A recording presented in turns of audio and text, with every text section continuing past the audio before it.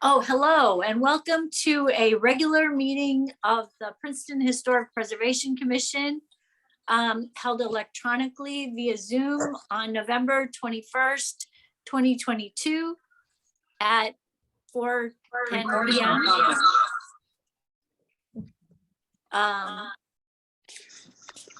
Pursuant to Section 13 of the Open Public Meetings Act, adequate notice of the time and place and agenda of this meeting has been noticed by transmitting a copy to the Princeton Packet, Town Topics, The Times, Trentonian, and by filing a copy with the clerk of Princeton posted to the municipal website, www.princetonnj.gov/meetings.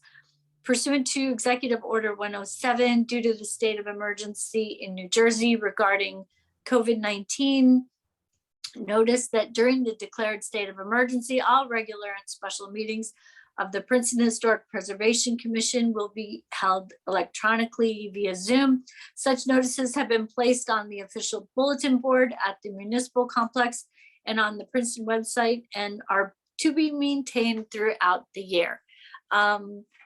Elizabeth, do you want to do the roll call? Yes. Ms. Capizzoli, I'm here. Mr. Shore, Mr. Endersby, I'm here. Ms. Satterfield, Mr. Shatskin, Here. Ms. Howard, Here. Mr. Pyle,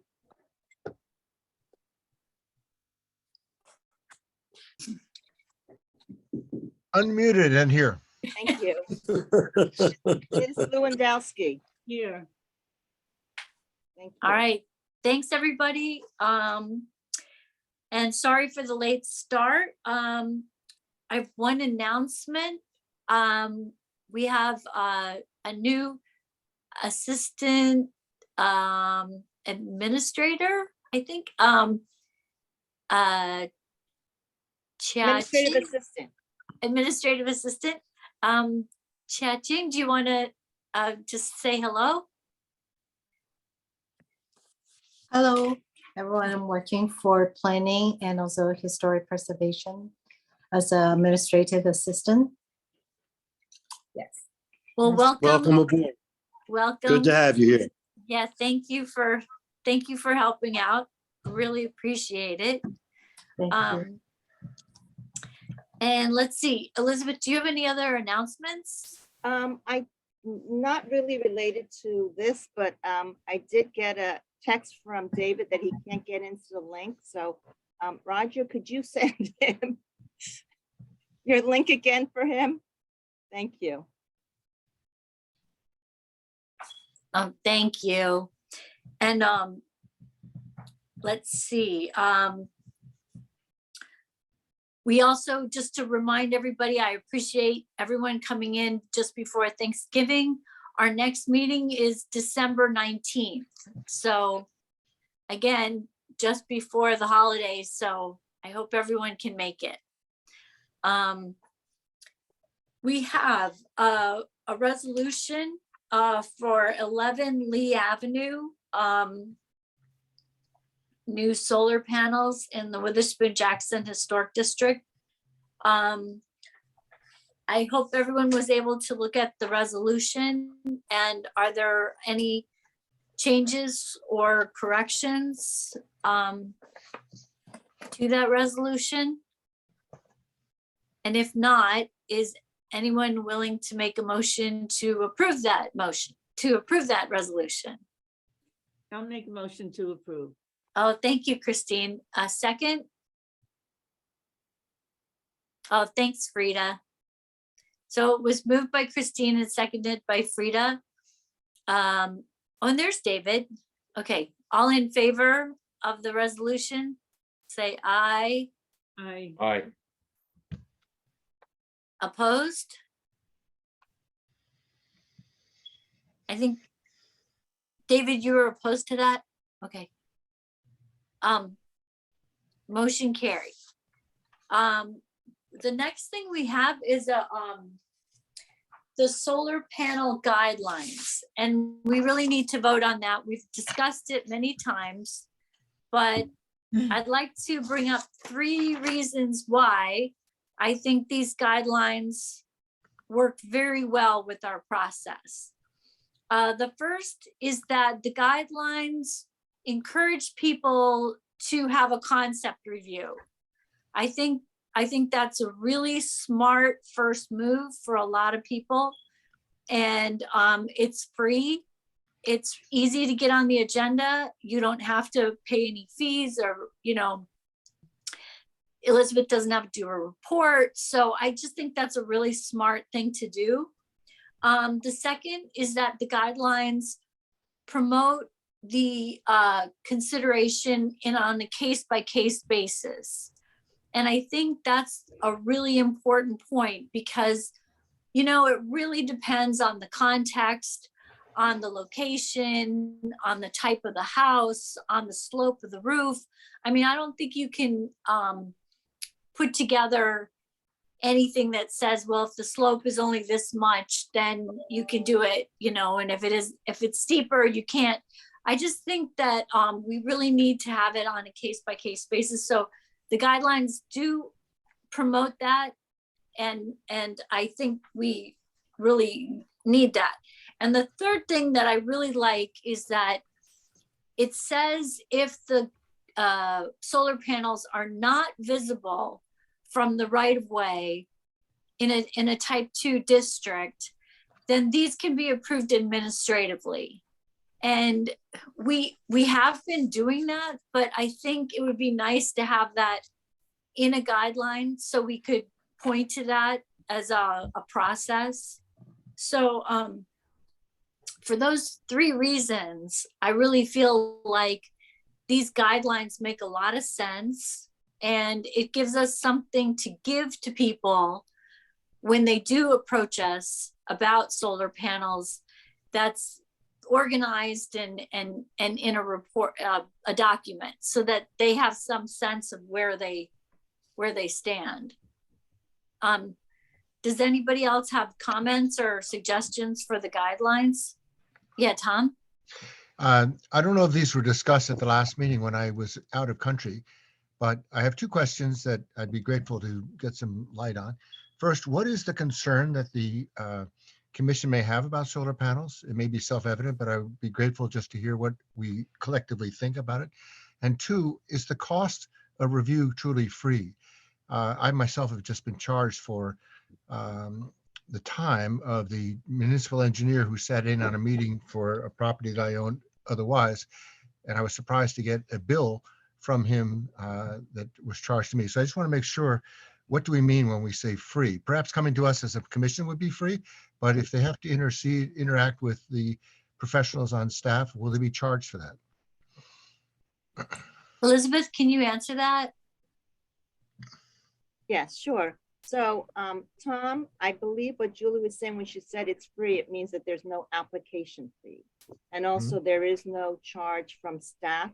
We don't charge for, in fact, anything that is directly only historic preservation, I do not charge for, because right now our ordinance, we do not collect fees for escrow.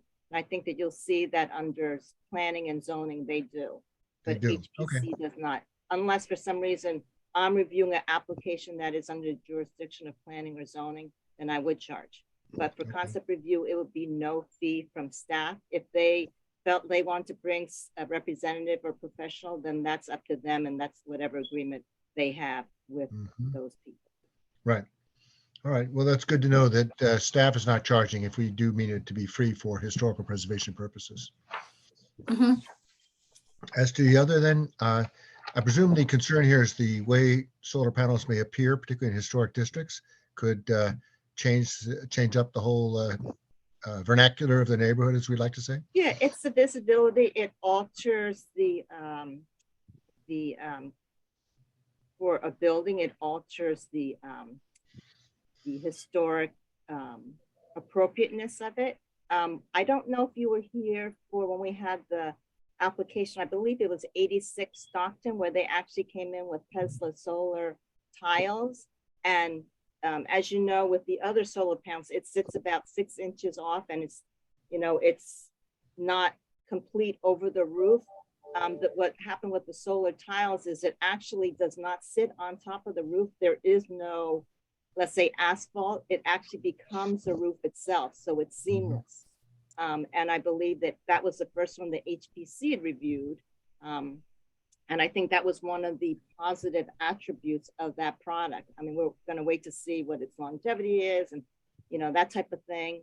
But that was something new that HPC hadn't seen. So I believe that that element addresses their concern that they would have had, but not everyone is willing to pay that additional cost. Correct. Or they, let's say that they had a roof put on 5 years ago. I don't think they're going to want to rip it off just to put that on, but you never know. But so it's really the interpretation of the building, the roof, when you have a solar panel that's just mounted on top of the roof. It's really the appearance of it. That's why it used to be, and HPC has tried to be more open for sustainability. That's why they have approved some applications for solar, and that's why this ordinance guideline or this resolution and the guidelines have come into play, because they feel like they want to be you know, a little bit more flexible when it comes to solar panels. But again, it's on a case-by-case basis. If it's minimally visible, then I think that they're willing to consider. If it's straight on the front where it's a south facing, that might not go well. So that's why it's a case-by-case. Somewhat related to that might be the question about solar panels on utility poles. I don't know if any appear in our historic districts, but when Governor Corzine was in office, there was a flurry of activity installing these very small solar panels, rather unsightly everywhere in my particular view, on telephone poles. Do we have jurisdiction over those kinds of installations in our district? In our district, I would say that, you know, that's usually because it's public right of way, it's municipal land, but oftentimes they will reach out to HPC and ask, you know, for perhaps it might be a section 106 review or just a courtesy to ask what HPC feels about it. And I've seen them, it's in my town. But what's interesting is now the lights now will incorporate solar into whether it's being a pole or the top of the fixture itself. So it's not as obvious that it's a solar panel. Mm-hmm. So they've come a long way with that. So I think we need to be prepared for any such municipal panels installed in historic districts for, how would I say, for consistency purposes. If we are called upon not to approve a solar panel on a roof, if there's one, let's say on the street that the municipality or the state installed without our consultation, just a thought. But those would have been installed by PSE&G. And I think we have the same jurisdiction that we have over the the DAS nodes, those pineapples on top of the poles that appear in some of our historic districts. I think the DAS nodes are a little different because that's actually FCC regulated, and we actually are required to, you know, there's a certain caveat there where, you know, we cannot prevent them from putting it in because they feel it's a safety issue. It's for emergency service oftentimes, and you know, that type of thing. However, they always come to us because it's usually a section 106 review. So for this particular guideline, it's specifically aimed at solar panels installed on residential properties, private ownership. So anyway, I just wondered if anyone had any suggestions or changes to the document, or are we comfortable to approve? We have been reviewing this for several months. Julie, David's got his hand up. Oh, sorry, David. Audio. There we go. No. I actually forgot the first point I was going to make, but one of the things, just to help Tom, is that sometimes, you know, installing something might be attaching something to historic fabric, or, a contractor or installer wants to remove something so they can get the panel attached more easily. And I think that's why review is important also. And then the other thing I was going to say is I love that this is going to have, it's not, that it's going to be reviewed case by case. I think that's been my concern all along. And then just related to something you said, Julie, I was wondering on the administrative reviewed projects, sometimes people will stop me and say, well, what about this? And how did that happen? And I realized it's something that didn't come before the whole commission. It was a administrative project. Could we start maybe in the new year of just having a running list, maybe go into our minutes of the types of projects that you and Elizabeth have approved? Yeah, I think that's a good idea. I mean, there's a lot, And I think it also helps us like, well, yeah, that was a project. And you know what? It went through pretty quickly because our chairperson and our staff were able to handle it. mhm. All of that. I think there's some benefit to that. Right, because we're typically dealing with over 100 applications a year. So that gives you an idea of how many, are coming through. Quite Yeah. a few. Yeah, Roger. I had a quick point. Thanks for the summary. It cleared up a couple of things for me. And, I want to thank Ed and whoever worked on this in his office. I think it's very well done and clearly presented. But the question about administrative review wasn't clear to me when I read it over again before the meeting. And I just wonder if we should add it to that point. It's the fourth page, the top of the page, number D, letter D. It refers to the ordinance and the code, which permits administrative review, but it doesn't mention administrative review in the language of the guidelines. It just says, where it appears certain based on the preservation plan application that the proposed installation is not visible, blah, blah, blah, as described in Princeton Municipal Code, 10B-382. So that's the part of the code that allows for administrative review. But the words administrative review, to repeat myself, are not in this language. So I'm not sure which part you're looking at, but I just want to clarify. If something is not visible from the right of way for type 2, we don't typically review it.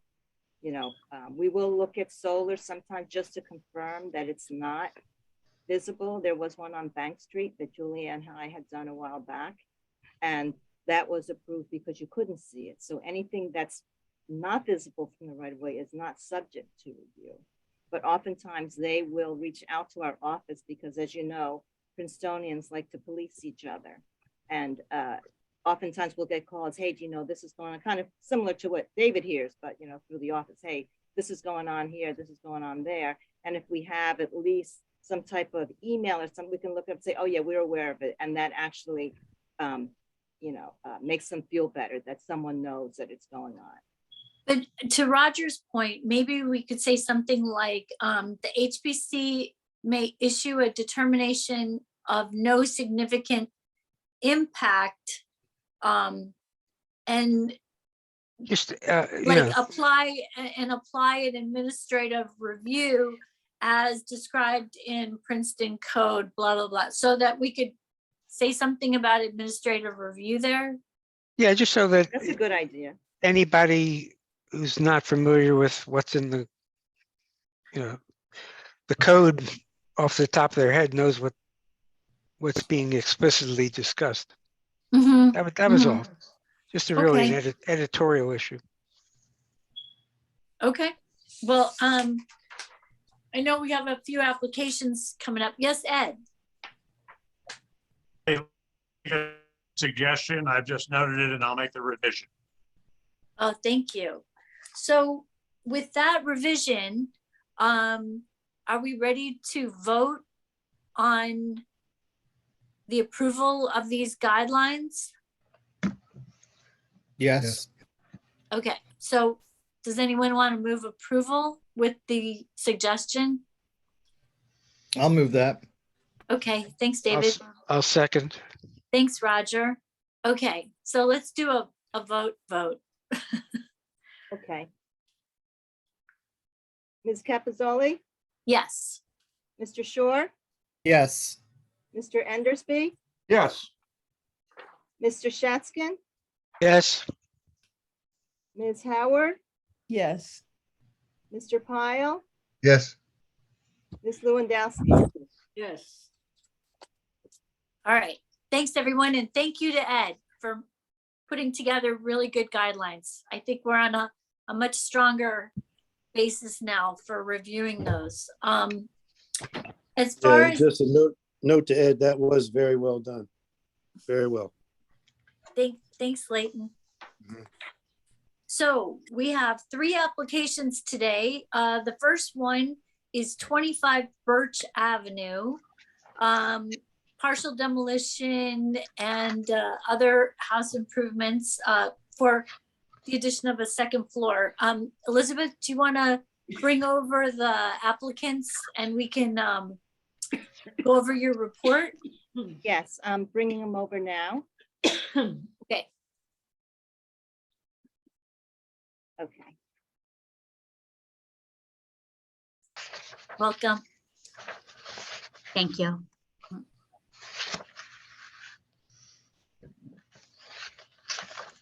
Okay. So, Elizabeth, do you want to start with the report real quick? Yes, thank you.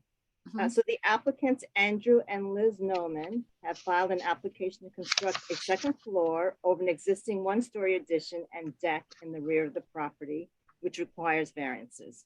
Additional improvements to their project also include replacing and altering existing windows and modifying the front porch. The project site is identified as block 6902, lot 14, on the Princeton tax map with the address of 25 Birch Avenue. It's located on the north side of Birch Avenue between the cross streets of John and Witherspoon Streets and falls within the Witherspoon-Jackson Historic District of the municipal zoning overlay map. Properties in this neighborhood are residential. We had sent the demolition requirements to the HBC attorney, so I'm just going to confirm with Ed that everything is in order for the commission to take jurisdiction on that component. Madam Chair, the noticing that was given under section 390 is in order. We have jurisdiction tonight.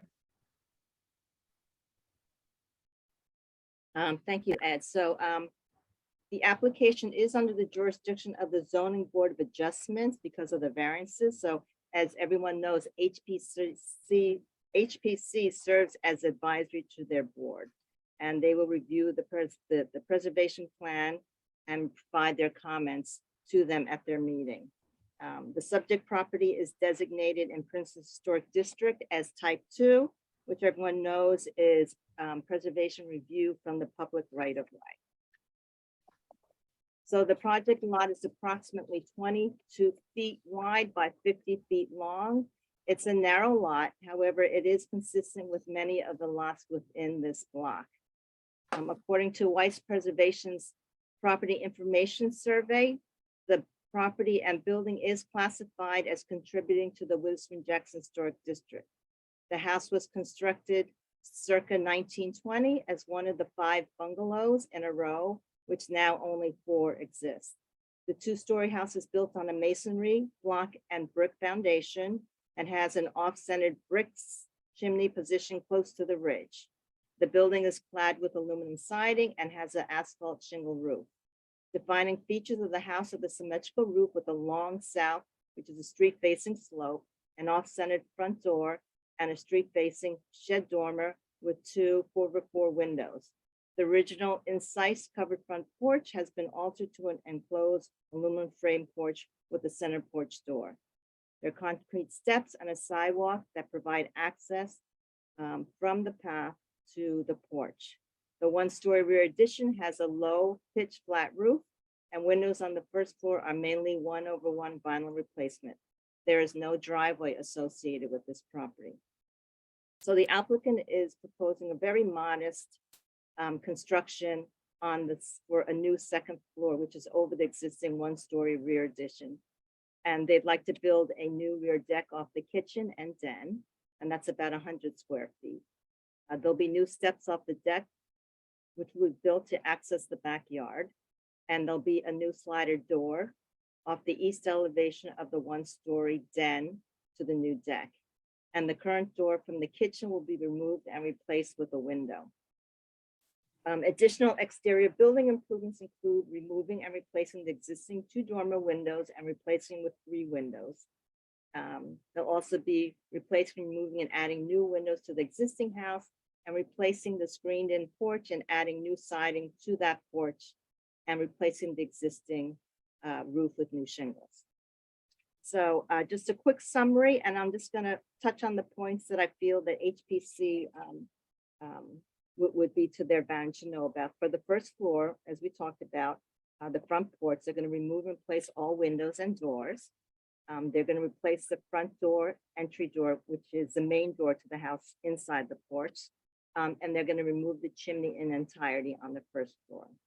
On the second floor, they're going to have the existing one-story rear addition, which they'll need to remove the existing roof to prepare for the second floor.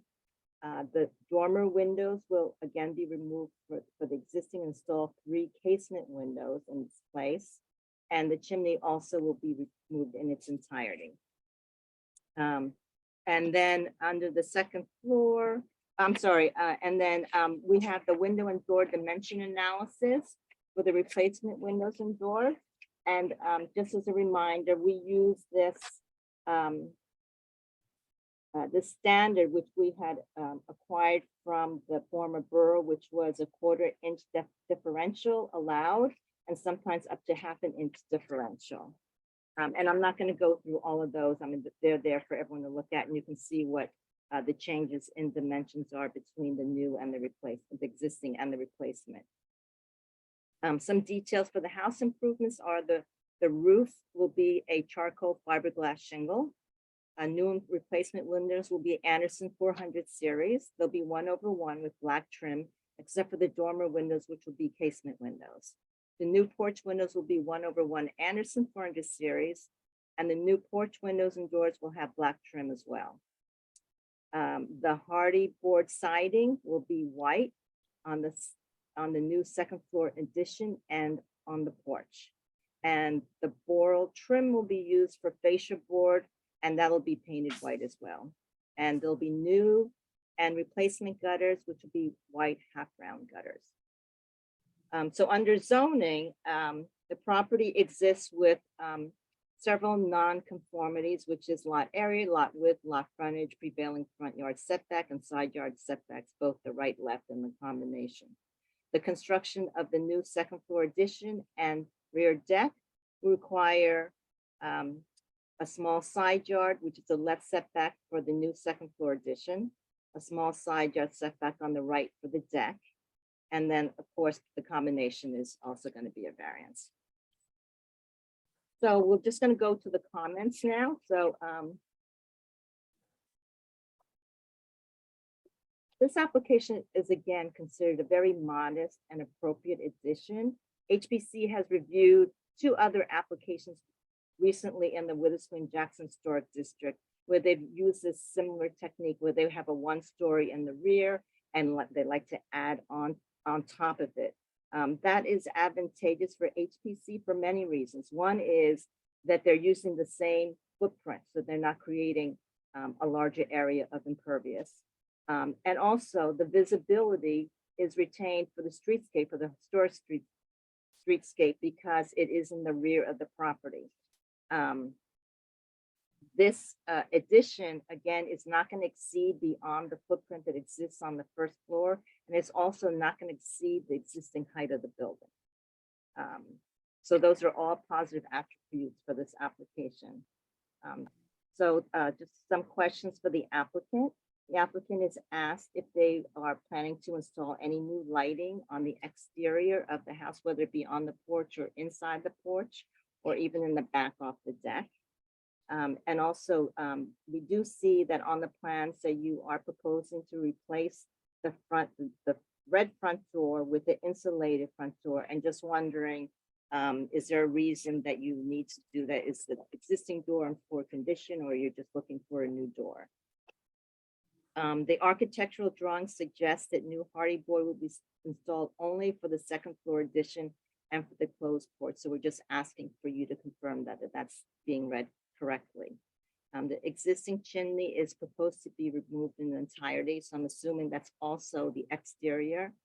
There have been several applications where the applicants have wanted to remove the chimney. That is a feature that the commission has wanted to see. It doesn't have to function, but it's if you're able to retain it, that would be great. What's often happened with other applications is it's been in the attic area, and I know that your house is a little bit different. But what they've done is they've secured it in the attic so they could still have an open floor plan to modify the interior space on the first and second floor. But that's something that we're just going to ask if you were able to look at that. The elevation and floor plan drawings should be consistent with the window schedule that was presented to our office. To show that all windows were replaced or altered. I believe the way that the floor plan and elevation drawings are shown now, it doesn't seem like it shows that they're all being replaced, but according to your window schedule, it appears that they all are. So we'd like consistency between those two. And the commission is asked to consider the following in their review. The replacement windows, how do they feel about the differential being larger than the standard that you're typically used to seeing? What I've seen when I analyze it, it's at least a 1-inch differential. And in one case, it's up to 3 inches. So that's something for the commission to consider. The other one is the replacement window, entry door, and hardy board siding proposed for the porch. It's going to make that porch read as part of the main house now instead of a porch. And as the commission members know, that the Witherspoon-Jackson Historic District is actually known for the porches, and that's been a strong part of the study that was done by Weiss Preservation. So the commission is asked to consider if this is an acceptable alteration. And the applicants are asked if they actually considered opening the porch up to open porch again to kind of fall back to the original capture of the bungalow and the period of significance.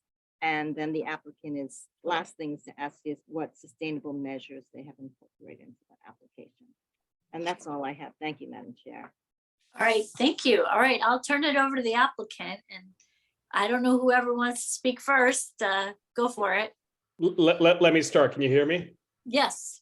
Hi, I'm Andrew Nauman. I'm joined by my wife, Liz, and Bob Pisano, who is acting as our engineer.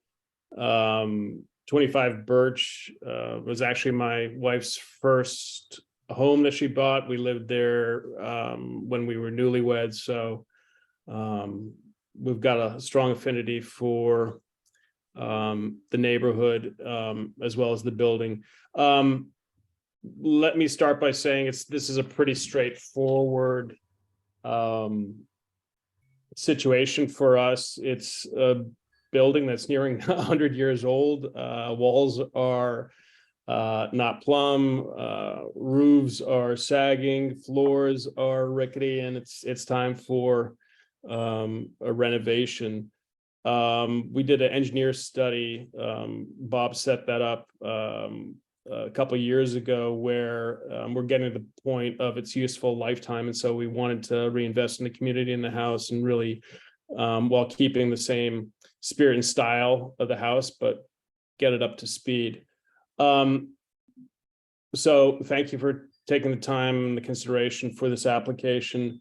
I'll hit these points one by one. They all have merit. I think one is just more a comment than anything else. Number two, regarding the new lighting on the front exterior of the house, yeah, that absolutely has merit.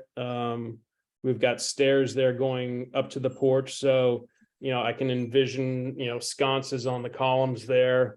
to give lighting for the stairwell. There is a light with, above in the porch itself, but that wouldn't necessarily light the stairwell itself. So certainly supportive of that. The front entry door currently is a red door that is proposed to be replaced. Why are you going to replace it?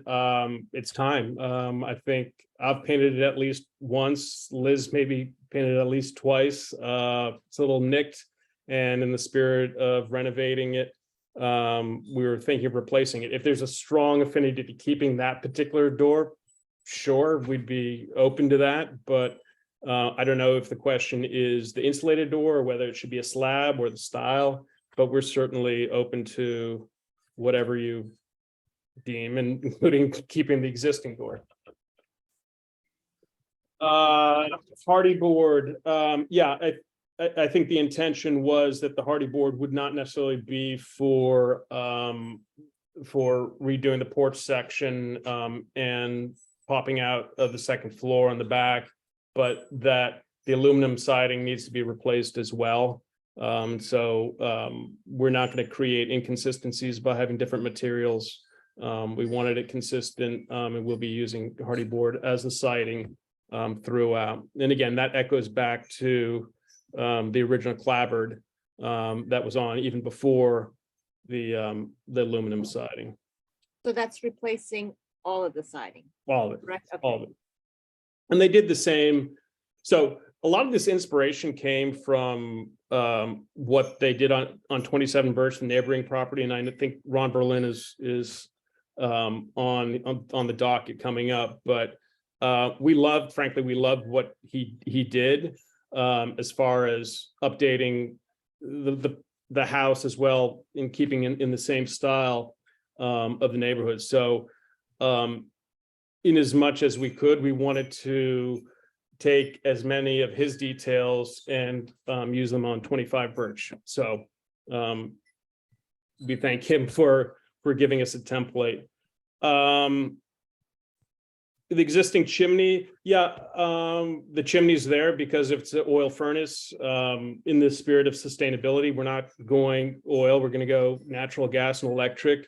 You don't need necessarily a chimney, but I get your point that certainly we could put up a faux chimney. It wouldn't necessarily be, I don't think the roof could hold a mason chimney, but certainly we could put a chimney up there that would actually house the vents, the little vents that we have, at least from the hot water heater in the bathrooms and so forth. We could pipe them through that. So that's certainly, we're open to that. Elevation and floor plan drawing should be consistent with window schedule. I'll leave that to Bob Pisano. That's not a problem, that we should get you the new elevations. Replacement windows. So again, in the spirit of sustainability, we want energy efficient windows. We're replacing everything. And so I think what needs to be considered here is the size. And Liz, I think you put the vinyl ones in there, but those were replacement windows, and they set in. When you do them, when you put in new windows, they're going to, and they're with the wooden frames, they're going to be a little larger. So I think that explains the differential, that we're not replacing, we're replacing, we're not renovating. Applicants are asked if they considered converting the enclosed porch to an open porch. We did consider it, but the reality is we want to sit out there even when it's cold. So as far as we know, as long as Liz had it, and as long as we knew the property owner beforehand, it's been closed. And so we'd like to keep it closed, but actually bring it up to speed. It's a little rickety, as you might imagine, but we'd like to keep it closed so we can sit out there and the sun comes obviously streaming in from the south there. In sustainable measures, I think in general, just renovating the house, it needs to be done. We're talking about wire cloth wiring. We're talking about oil furnaces. We're talking about plumbing that's been plumbed upon plumbing, like different dimensions. So as far as utilities go, we've got to completely revamp that. So in the spirit of making things a little cleaner, more efficient, we're certainly moving in that direction. All right, thank you. For commission members, are there questions, comments? Anyone? I mean, it seems like a beautiful project to me, really, really sweet. And definitely an asset to the neighborhood, you know, investing in the neighborhood. Now this would be, we're collecting comments to put together for the zoning board. Obviously, they're the board of jurisdiction, but did anyone have any suggestions, comments? Christine? Yes, Madam Chair. I was thinking that there are certain things here that we don't have the details on, such as what lighting they may be installing, what the fixtures may be, what's the I don't want to use the word wattage anymore, but whatever's appropriate for LED. And you know, the front entry door details, and let's see, I guess they're taking the chimney down and going to put up something that will contain the vents, but you know, we would need a detail on that, and that could possibly be approved administratively by the HPC if the zoning board should be willing to approve the application.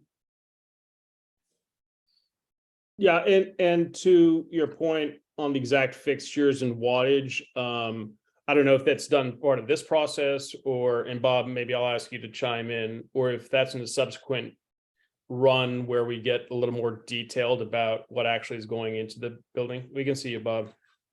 Yeah, I'm available. I'm in between a couple of things. Can you hear me? Yep. Yeah. Did you get the question? Yeah. Well, I mean, the simple answer is Liz and Andrew have not selected lighting fixtures. I mean, we're still, you know, at the stage we are now.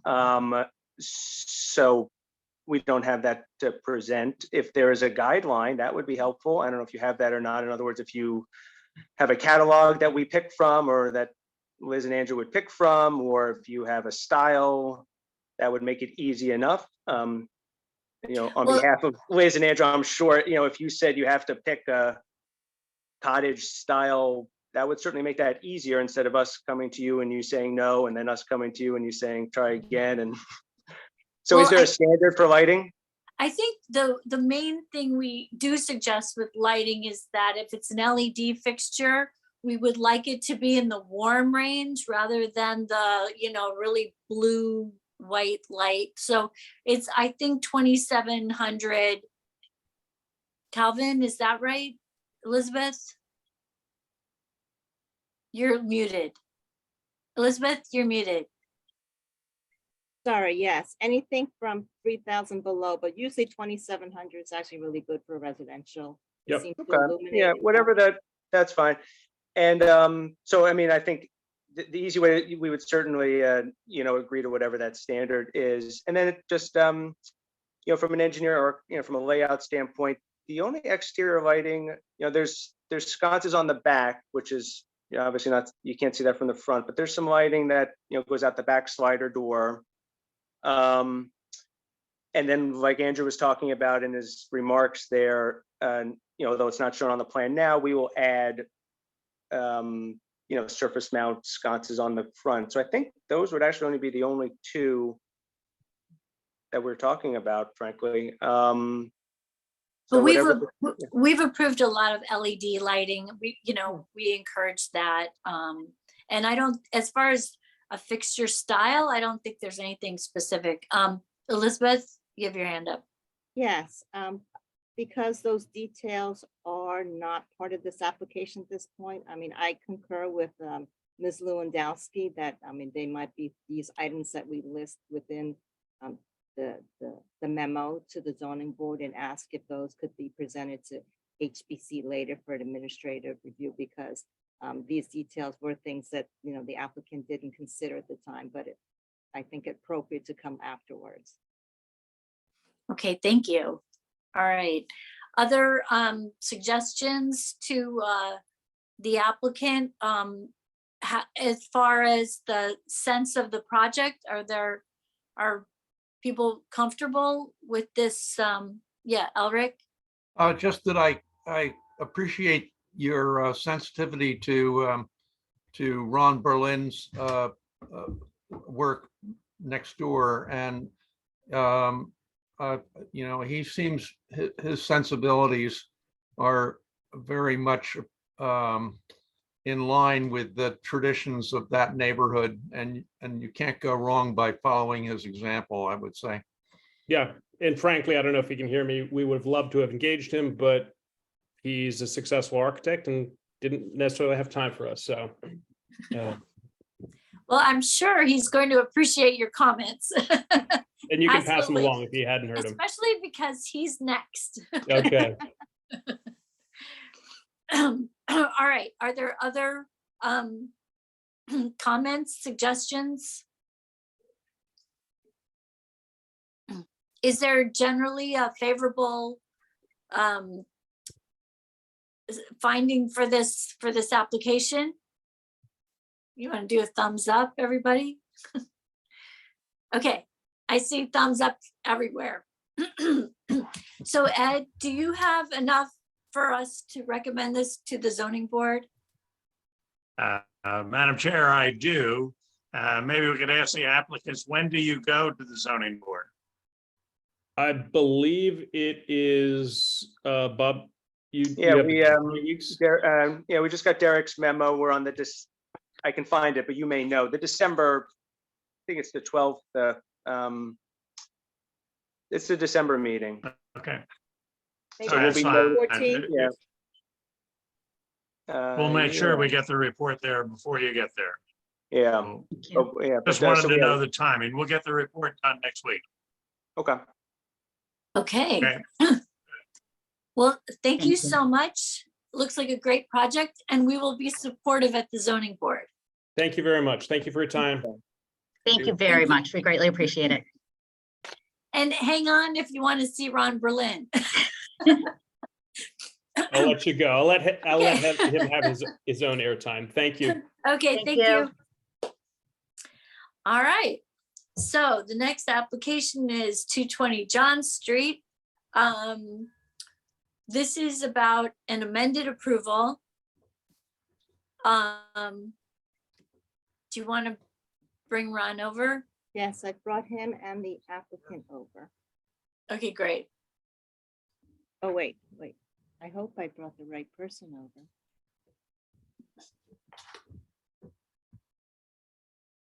Let's see. Yes. Okay. Hi. Hi. Hello. I've never been so proud and happy to be working with Ron than I was listening to that first piece. You're wow. I feel like we should apologize to them for keeping Ron busy. Yeah. Yeah. So is Ron here? Yes, he should be. He's here. Okay. Am I still blushing? Yeah. We can't see you yet, Ron, but you probably are. Well, Yeah, you like brought your fan club.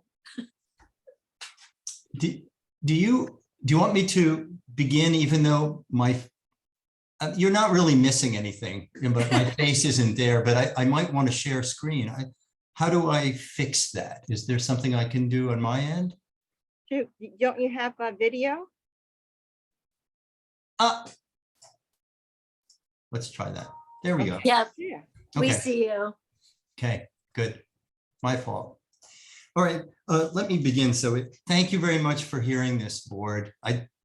It's nice to see you all again, but we didn't really want to do that. Yeah. But here's what we found. You may have noticed on site that there's a section of siding facing south that's vinyl siding. And it's not that we were trying to pull a fast one on you, which would have been a particularly vengeful and nasty thing to do, given what's up there. But the stucco fell off. And it goes to like the generative problem here, which is that our original intention was to salvage the stucco, all the stucco that was on the house, and basically add to it. And there's always a question of, how do you join to it? Do we need a control joint or a construction joint between the old and the new? But we never anticipated that after our contractor investigated with a stucco subcontractor, an installer, that it's not sound. And all this stucco that we intended to just leave in place and just say, okay, there's our historic precedent, has to be removed, demolished, and then a new sound underlayment needs to be placed. And I'm going to say it, that it was a lot of money, something like $50,000, and it's a make or break for the owners. And now you can ignore that I just said that if you choose, but the fact of the matter is that this became an unanticipated significant expense, and it got me a thinking about how we can still satisfy and celebrate the kind of historic precedents in this community, but could we find an alternative siding for part of this project? And it turns out that the area where the stucco is soundest, fortunately, is the front section. And that was a piece of real serendipity, because that's the piece that I really want to be stucco. It's the public face, as it were, of the house. It's, incrementally sort of more formal. And there we do have to do some repair work, but a lot less than the crumbling, unsound areas behind it. And so, so I looked into the possibility. It's a little bit of a, it's a kind of a constructed tale, which is, it's a little bit actually reminiscent of something that Lutyens, the English architect, would do, where it's a little bit of a conceit, as it were, where you're sort of inventing a story. And the story is that this is the original front piece of the house, and that there were successive additions sort of trailing off to the back, which you see all over Princeton all the time. So it seemed like I'm pretty happy with it. I think that Elizabeth had a point of view that I respect very much. She did her rigorous research into this, and the history that she found was a little bit different than my made-up history, in that there was, for a long-ish time, I think, there was a front piece that was stucco, but also a one-story addition behind that, at least during the period that's of like primary concern. So though my story isn't literally what occurred on site historically, in my opinion, it looks a whole lot better than if we tried to do something that's sort of kind of tries to replicate something that is now really gone. So if you'd like to look at the images with me, Yeah. I can do that. Let me get Yep. those up for you. Here's the sheet that I'm just going to make it larger. Let's see. Yeah. And may I share screen, Elizabeth? Absolutely. Yes. Okay. Yep. So one of the things that is important to me as a designer who really thinks in three-dimensional plastic terms, Julie knows that I'm also a sculptor, is that I didn't want this to be like some stupid, superficial facade of stucco that ends when you go around the corner, because we go around the corner. Our eyes always go around the corner. And so you would see this fully three-dimensionally, like it's this piece that comes to a corner board here. These are in the same plane, but around the other side, it wraps back. So you see both sides of this front piece, and even, even the back side that nobody's going to see publicly, but kind of matters to me. This thing is kind of in the round a stucco house, and attached to it is this two-story addition, which would have, painted hardy siding, and what we've been calling the caboose, which would also have the hardy siding. I guess it, it speaks for itself, right? But you could see what the intention was, and we all felt that what really was, it was kind of, I think the owners might like it better. I'm not sure, because there's just like one increment more variety to it, I think, to have like this three-dimensional stucco piece in the front, and then an addition that's a little bit different, that extends out towards the west. So what do you think? Okay. Can we go back to the gallery view or whatever? Oh, sorry. Yes. No, that's okay. Yeah. I just, yeah, I mean, let me throw it out to the commission, see what everybody thinks. I think Roger saw the building as it is today, and he took a picture, and right now it's like half stucco, half siding or something. Yeah, the owners, they had to do something because the stucco fell out. I think John and Megan, you had Abe like run in. It was like an emergency. Yeah, it was like the stucco had fallen off. There was a hole in the wall. So it was we knew that we were going to be doing this work. So it was what's sort of the way to patch it in the interim. Wow. Well, it for that, it looks, good job.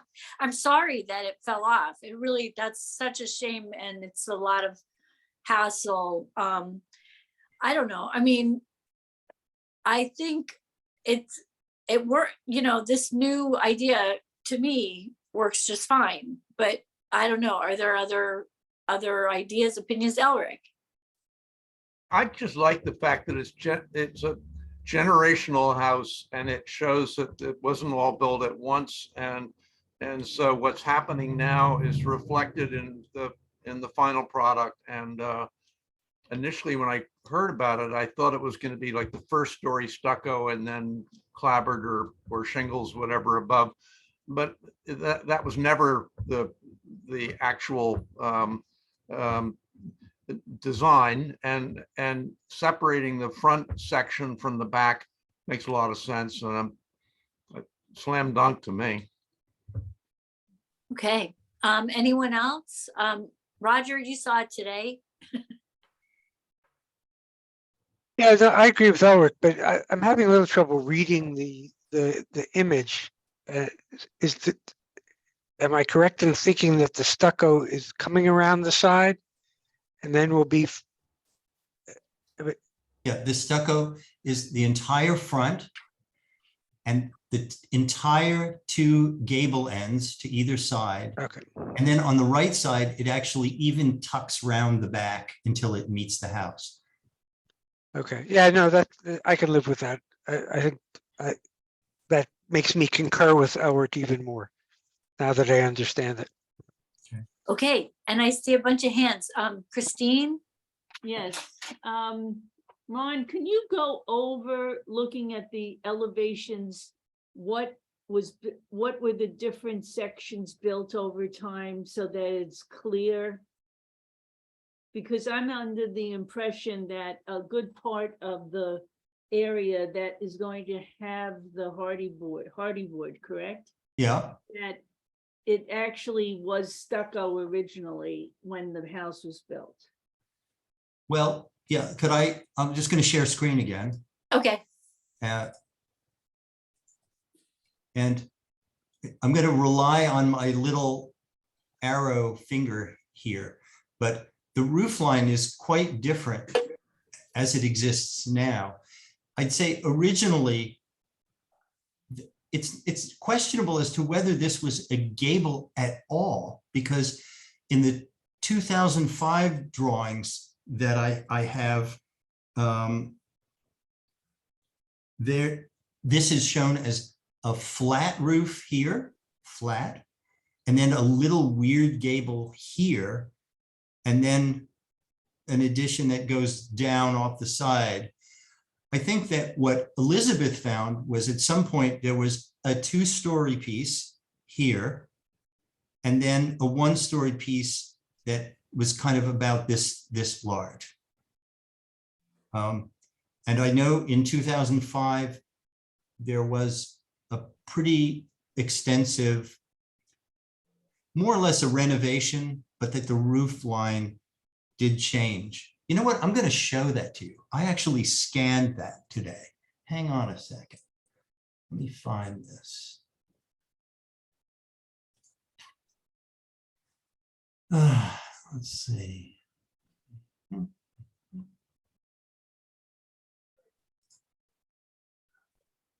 Hang on. This is a little, yeah. It's E. Harvey Myers did some work on it. So this is a view of the house around 2005. You can see it had a flat roof in the front, this gable, then this kind of shed, and then a caboose shed. And at that time, this roof line was changed to make a continuous slope here. So, you know, the history is, I'd say it's ambiguous. I don't know what came before this, Christine, to tell you the truth. What Elizabeth determined is that at some point this was a 2-story house and there was a 1-story addition that either went this far back or maybe it went this far back. I would expect that it went this far back because this would have been a structural wall, is my guess. I don't know if does that help you at all? What does the seller tell you? I wasn't on the commission when this was reviewed before, so it's not extremely clear to me. However, when were the gables put in? Which, you mean the gable that I'm showing? Right, That's part of our proposal. okay, all right, so right now, that hasn't been constructed, That's right. okay. I'm going to show you another, I'm going to help you out here. Hold on. That's what exists now, except there's vinyl siding kind of on the top here temporarily. Okay. You can see that this stucco is really pretty shaky. And when the general contractor and the stucco installation contractor looked at it more closely, it got a bad report. Is this any of the houses adjacent or in that same street? Do they have stucco like this? No, I've got that image here for you too. Hang on, please. This shows you a little bit of context. The one immediately next door is clapboard. And then it looks like you've got a stucco there. Yeah. I'd say the one on the other side of the greenway too is stucco as well. There's stucco across from you. And then What's kind of catty-corner. nice is that there's a kind of a variegated quality to this siding, and you'll see that replicated if we do the hardy board here. You'll see it go from clapboard, in effect, clapboard to stucco to clapboard to stucco. It's sort of, I think, 3-dimensionally. It's kind of E-I-E-I-O. So, And one other data or reference here is across the street, there's a house which is stucco and siding as well. Oh, it's a Yeah. mix. It's the Yeah, vertical. catty piece. cornered from us across Lidle from the park. I mean, this neighborhood is a history of changes and additions. And, you know, a lot of these houses started off as very, very tiny and then, you know, morphed into like different types of structures, but there's nothing pristine about like the architectural styles. It's more organic, you know. I know that, and I looked at other schemes for doing the siding, and they started to look phony. They looked like a developer's pathetic attempts to create variety, you know, in some endless repetition of, and this to me, it seemed like natural. It just seemed like natural and logical. So, Elizabeth, I know you got your hand up. Thank you, Madam Chair. Yes, so Ron and I actually had a really good conversation about this modification, you know, before we put him on the agenda. And I really appreciate, because he really went back and looked at different options about, okay, if we extended the stucco out, or if we split it in half, which neither of us like that, where half part of, you know, the bottom part was stucco and the top part was the siding. So he really looked at a lot of options. The only concern I had, and I actually didn't want to make that determination, that's why it's coming before the commission, is that typically when you have an historic building and you have two different materials, it usually indicates the change of the addition. So I didn't want it to be presented as if it gave false presentation of where the historic building was, which was a very small section of what is seen right now. And because the south side of the house is so open, because you've got that open lawn area in addition to the path that goes through, you know, typically in this neighborhood, you really can't see too much of a side property, but this one really has a lot of visibility. So I was concerned about it actually being interpreted not accurately. But as Ron said, it reads better than, you know, I would have liked to see the other part, because the district's period of significance is 1830 to 1969. So the Sanborn maps I had didn't go that far, because as you know, it only goes to even before the 1920s. But the footprint that's shown at the very last one, which might have been, let's see, I believe the last one that was available was 1918, shows the footprint pretty much what it looks like now. So I would have loved to have seen the representation of the stucco have more of what the house is as we see it today. But again, that was not a decision I was comfortable making. yeah. And that's why I punted it to the HPC.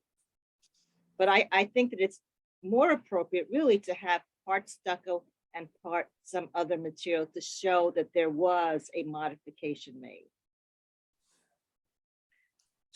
Well, I mean, I think preserving the streetscape has been our main goal. And I think this still preserves that streetscape in a way we can be happy with. Are there other comments or suggestions? And if not, is there a motion?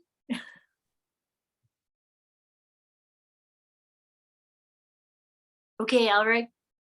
I'll still move that we approve the alteration and wish them well with the project. Okay, very nice. Second?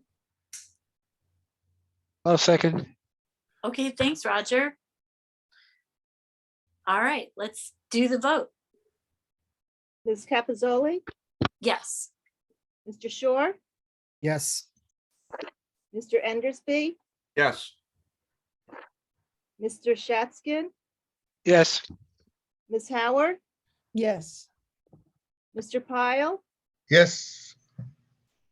Ms. Lewandowski. Yes.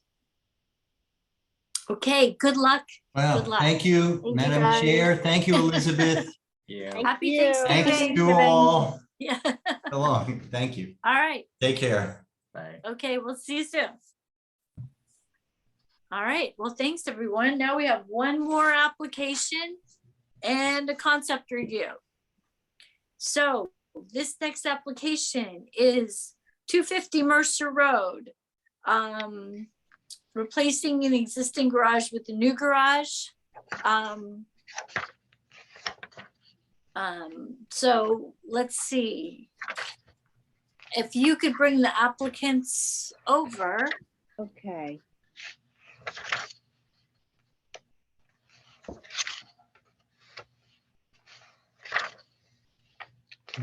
Mercer. All right. Looks good. Okay, welcome. Thank you. All right. Hi. Hello.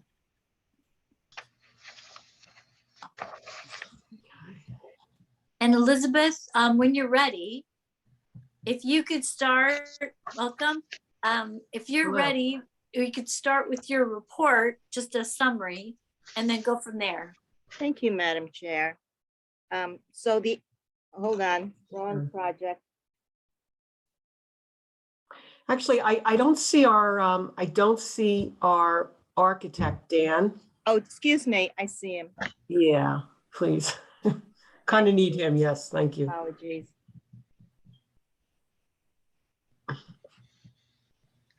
Okay. Dan Ward, there he is. Great, thank you so much. Sorry to Sure. interrupt. The applicants Michael and Anna Poletsky have filed an application to demolish the existing two-car garage and construct a three-car garage. The site is identified as 250 Mercer Road and further known as Block 10402, Lot 13 on the Princeton tax map. The property lies within the R5 zone of the former Princeton Township. The construction for the new garage requires a C and D variance. The application is in the jurisdiction of the Zoning Board of Adjustments, which HPC serves as advisory to their board. HPC is reviewing this application as a courtesy review, since this property is identified as an element in the Princeton Master Plan for a suggested historic district or site. So according to the 1967 Princeton Bassett survey, the house on the site was built circa 1852 and is possibly a Stedman house.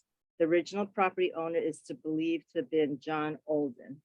The property was owned by the Olden family since the 1970s. The building is a 2.5 story, designed in the classic revival style with impressive mantels, vaulted ceilings, and hallway arches. It has a gable roof and an exterior stucco finish over brick. Notable families and individuals are associated with this property. During circa 1898 through 1903, the house became a gathering place for many literary figures when Professor Lawrence Hutton, editor of Harper's Magazine, resided there. The project is situated on the southwest corner of Olden Lane and Mercer Road. The house is a fine example of a large domestic building, and collectively with other domestic structures along Mercer Road are recognized marching down to the center of town. The applicants propose to demolish the existing two-car attached garage that faces Olden Lane and construct a new three-car attached garage. The two garage doors will face Mercer Road, and one door will face Olden Lane. So to go over the project details, the garage will be approximately 48 feet by 20 feet, and it'll be 17 feet, 11 inches high. The garage doors will be Clape Cannon Ridge, and the larger one will be 18 feet by 8 feet, and it'll be in white, which faces Mercer Road with a concrete slab apron. The smaller one, which faces Olden, will be 8 feet by 8 feet. They will have 3 symmetrical space windows that will be installed on the back of the garage, which is a southwest elevation. And windows will be 8/8, which appears to be double hung on the drawings. Unsure, there's no product sheet. The new garage addition will have a stucco finish and a visible water table, which both will match the existing house. Simulated slate asphalt shingles will be installed on this roof. As mentioned, this is a zoning application. Within the former township, they identify corner lots as having 2 frontages versus the borough that only has 1. So this has 2 frontages. So their frontages are along Mercer Road and Olden Lane. They're requesting a D variance for maximum floor area ratio, which they exceed, and also for the garage setback. So just to kind of go to the comments. So the setback requirement comes from the neighborhood character ordinance. The applicants are asked if they are able to revise the new garage design to comply with zoning requirements, specifically for the setback requirement. Not that this D variance isn't important, but I think for HPC's review, I think they're more concerned about, you know, the visibility of the garages and which street they face onto and how it integrates into the existing building. The new garage appears quite spacious for 3 vehicles, but there is some awkward maneuvering with all 3 cars independently in their allocated spaces. It looks like the one that enters from Olden, if it is parked inside and the 2 cars are parked from Mercer, that one can't get out, that you'd probably have to take the other 2 cars out before that comes in. So the applicant just asked to kind of discuss that maneuverability. The applicants are also asked if they have any sustainable measures that are implemented to this project. And if the applicants could also talk about the color and material of the stucco and the garage doors and the roof shingles as well. That's all I have, Madam Chair. Okay, let me turn it over to the applicant, and I guess if you want to address some of Elizabeth's comments, that would be great. Great. So just by way of introduction, my name is Susan Rubright, and I'm an attorney with Brock Eichler. I'm representing the Prolutskis, who are also on the video, and Dan Ward is our architect. And I think it would be most appropriate for him to actually share the screen to show you. I think that, you know, that nothing's better than actually seeing what we're planning to answer the questions. And I will say that in terms of the variance is to set back from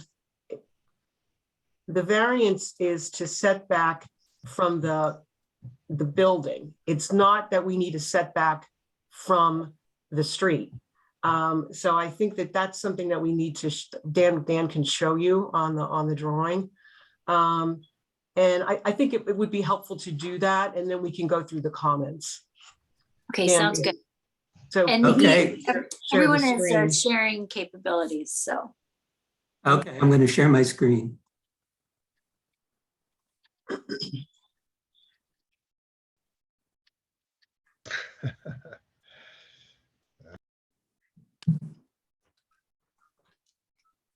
Okay, on the left side here, we have an Dan, just identify yourself for the record. Dan Ward, you're the Dan architect. Ward, architect. I've been practicing in and around Princeton for like 30 years. Sorry, just want to get that on. That's okay. So tell us what we're looking at. On the left side here where my cursor is, that's a area plan showing where the property is in relation to Olden Lane and Mercer Road. And this extension here is Lover's Lane. And the boundary between the former borough and the former township occurs right along Olden Lane here. So we are actually in the township. So on this side, we have a site plan. Mercer Street's running along this side. Olden Lane is along this right side. and all vehicular traffic in and out of the property is from Olden Lane. The gray area represents the existing house. And this particular projection of the gray area represents the existing garage. The hatched area with these diagonal lines represents our proposed garage. And this line here represents the prevailing setback from Olden Lane. This line here represents the setback from what is essentially a rear property line. And as Susan said earlier, we're not violating these setback lines from the street or the property line.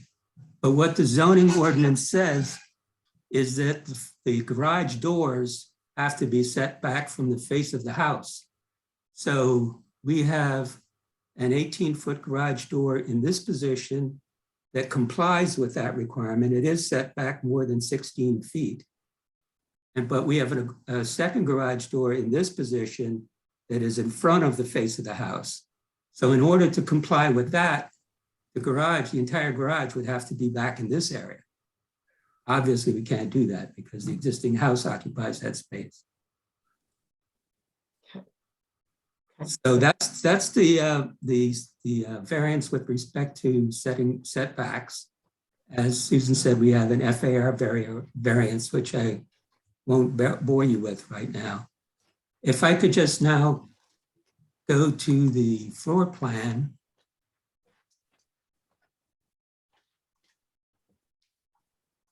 Get it to open.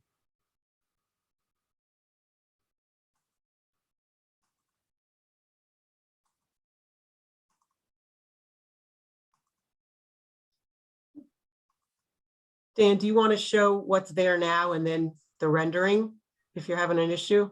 Oh, I got all it right. here. Okay, I was good. going to walk you through the floor plan. The gray walls represent the existing house. The existing garage is represented by this dotted line, easy to see. But this is a floor plan of the proposed garage. And this was the issue that was just raised. We have a potential conflict here. Ideally, if we had everything our way, we would project the garage out further and have all three cars enter and leave on this side. But we're up against the setback line, so we can't do that. So as a compromise to that, we figured, the everyday cars park here and maybe an occasional car. It's not used quite as often, and pull in this door and park in this area. And yes, it's true that to get this in and out, we have to back these cars up a bit. So that's a little operational hiccup, but that's kind of our reality. And while you have that up also, Dan, can you address the one comment about the spaciousness and why are we, what could be gained, if anything, by reducing the size of the garage, and can we? Well, architecturally, it kind of made sense to line up the end wall of the garage with this corner of the house. And we have a kind of dead space on the property right here now that's not very useful. And we thought it would be more appropriate and work out better architecturally if we took the back wall of the garage and aligned it up here, because we have steps coming down here, so we would have a wall on either side. And does the size of the garage affect the variance that we need? It increases the FAR that we're asking for. All right, but it doesn't increase the setback of the wall. It does not increase impervious because this whole area here is presently impervious, as is the area on the front. Okay. And okay, understood. Thank you. Now, if I could just go to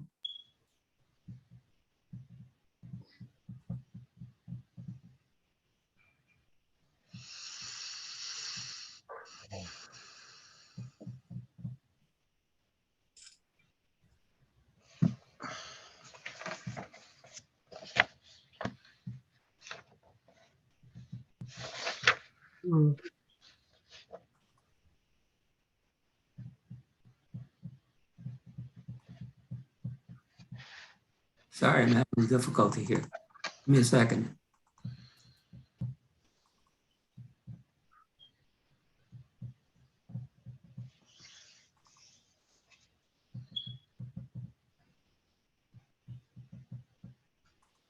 That was it. You were clicking off. There Oh, we go. here we There go. you Here we can. So what are we see- looking at?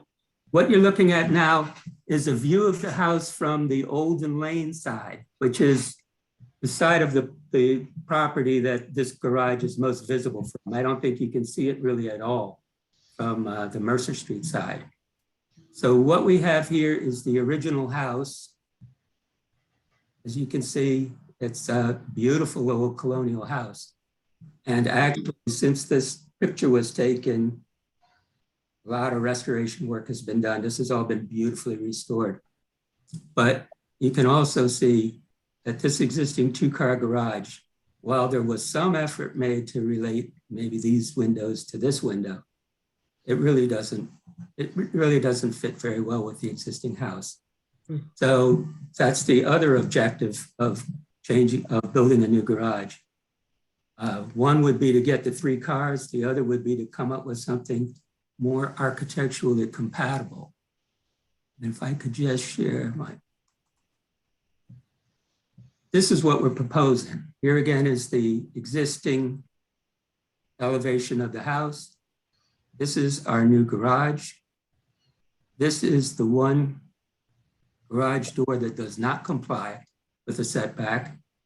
And let me just say that we're changing from 2 garage doors that do not comply to 1 garage door that does not comply. So we're actually reducing the number of non-compliant garage doors. And that's the only garage door that can be seen from any street, correct? You might be able to see a bit of this 18-foot one from Olden Lane, but it doesn't face Olden Lane, it faces Mercer. So it'd be kind of an angled view of it. Thank you. Thank you.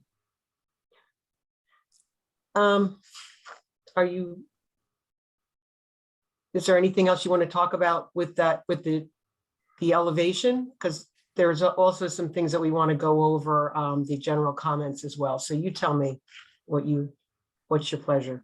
Well, I could go over the comments. I already addressed the setback problem we have. Right. We can't comply with that, given the site constraints. So And that's really impossible. that's impossible. Yeah. The size of the garage, I kind of addressed in that position of our rear wall, we wanted to line up with the corner of the existing house.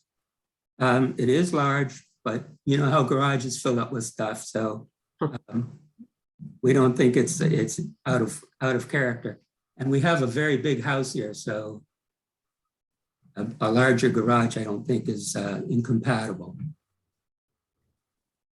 And then this sustainable measures. Sustainable That will be measures, yeah. implemented. This is an unheated situation, so we're not really worried about thermal envelope so much.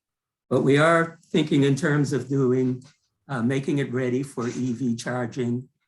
We're also, in item number 4 here, you want to ask about the roof. We talked about the roof earlier today and decided that instead of going with a simulated asphalt shingle, we would go with a recycled plastic simulated slate shingle. I don't know whether you're familiar with these products, but they're pretty convincing. I did download a picture of one. So that would check the sustainability box, right? Yeah, Correct? these shingles are. There you go. Oh, okay. These shingles are pretty convincing. This is actually plastic, but it looks like slate, and they are made, at least in part, from recycled materials. That contributes to our sustainability. Okay. Just one quick question. You don't have an elevation looking east from Mercer Street of the new design? I do, hold on 1 second.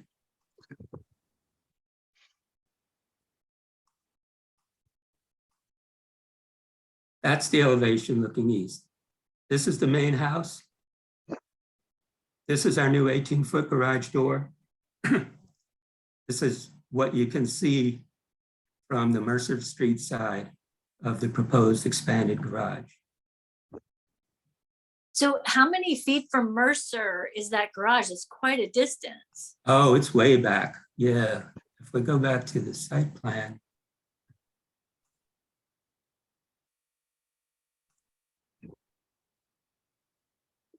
We're talking about, I mean, that's got to be at least 100 feet. Okay. And what's on the ground in between the garage and Mercer Street? Well, Is this it- area that's got the spots on it, that's a gravel driveway. Okay. So traffic comes in and goes out, and this is a parking area. And then there's a real heavy evergreen buffer. Okay, all on right. Mercer Street. I don't think you can even see the house from Mercer Street.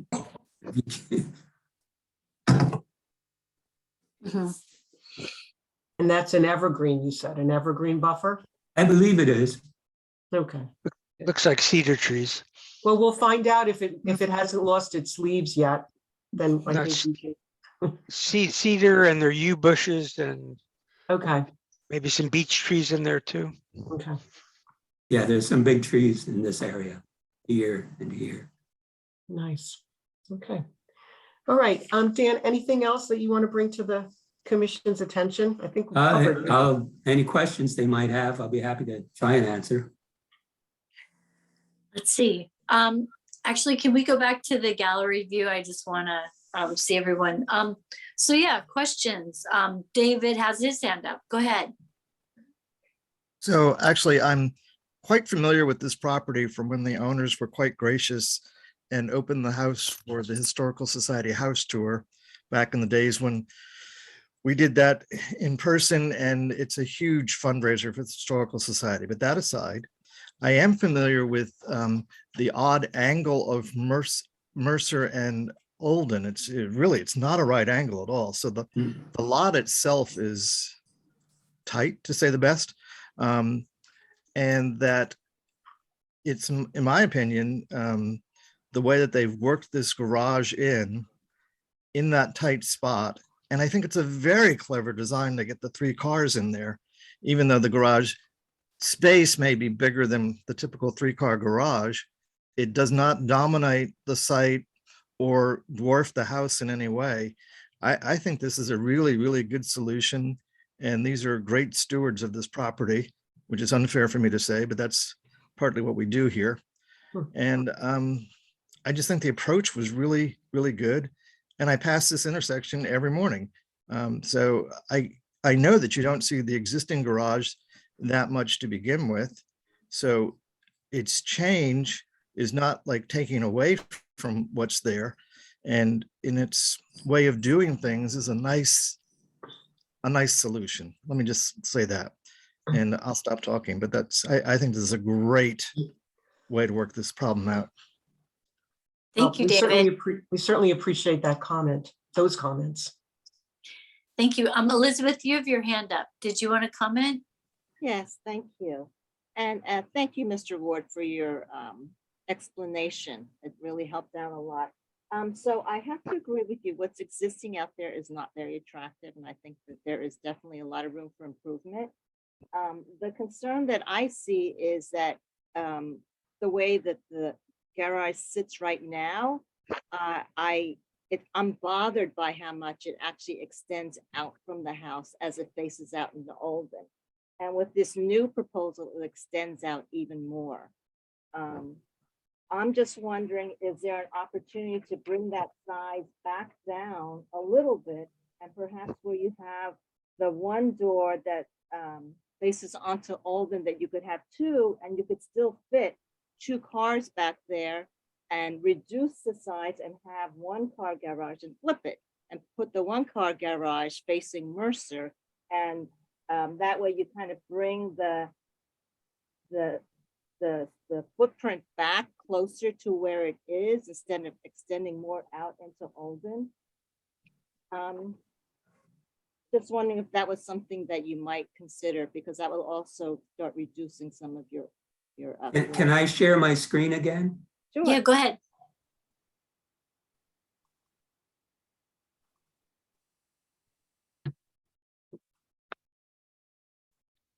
I think you would find in practice that if we had 2 garage doors facing Olden, when we start pulling in a car here, there's no way we can get a 3rd car to come in from this angle.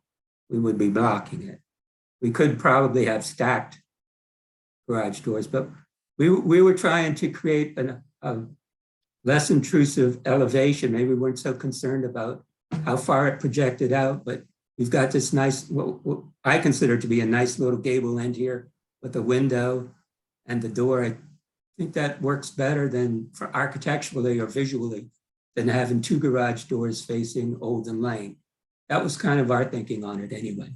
Yeah, I think what I was saying is it wasn't going to be stacked, it wasn't going to be tandem, but that it would, you can't see my cursor, but you have a dimension there, which is, I mean, it looks like it's enough for you to fit another car right next to the one that you have. And then you would only have 1 car. Yes, right over Here? there. Yes. And then you'd only have 1 car coming out from Mercer. And then you could pull that wall closer to where your existing line of the existing garage is now. You mean draw this back? Yes. Yeah. Because I am bothered by how much it comes out, because as I said, I'm actually not thrilled with how much it comes out now. It actually takes away from the historic building. It comes out to this line right now. Yes, right. Right on the edge of this car. Yep. And what I'm saying is you might be able to pull it back that much and still have space for 3 cars, but having to require less floor area. Can I amplify that? Yeah, any more, go ahead, Elric. I agree with Elizabeth, although I would think of it differently. One thing that I find it's busy from the road from Olden.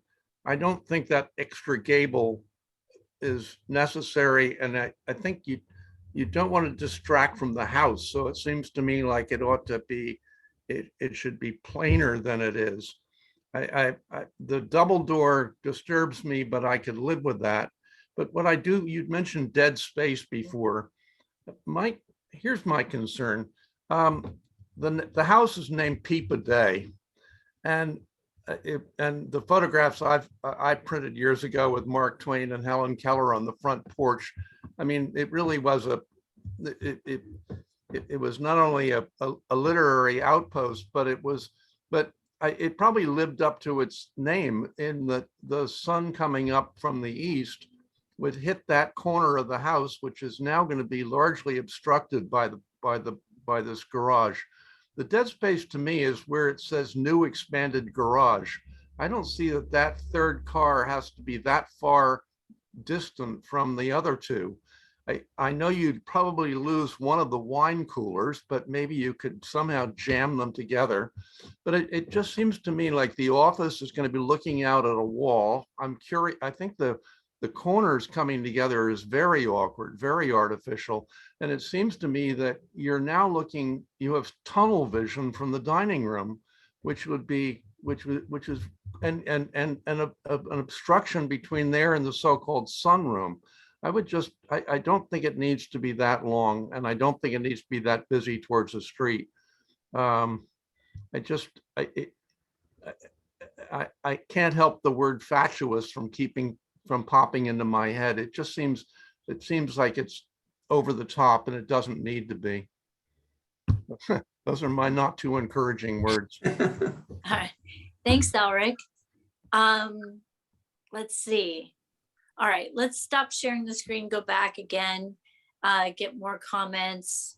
Let's see, Roger, Frida, Tom, anything from you guys? Yeah, I tend to agree with Elric that it could be simpler. But I have to also temper that by saying that I've gone by this house 1,000 times, and one of the things I like about being on the commission is having to go look at it on foot and getting to appreciate the house in a way that I haven't in the last 30 years passing it on the road. There's a lot of mature vegetation, a lot of mature landscaping. It's very hard to see, and obviously it's easier to see from Olden, but not too many people, including me, spend much time going up Olden. So I guess even though it's not that visible, I do think the added complications of the extra gable do detract from the main house.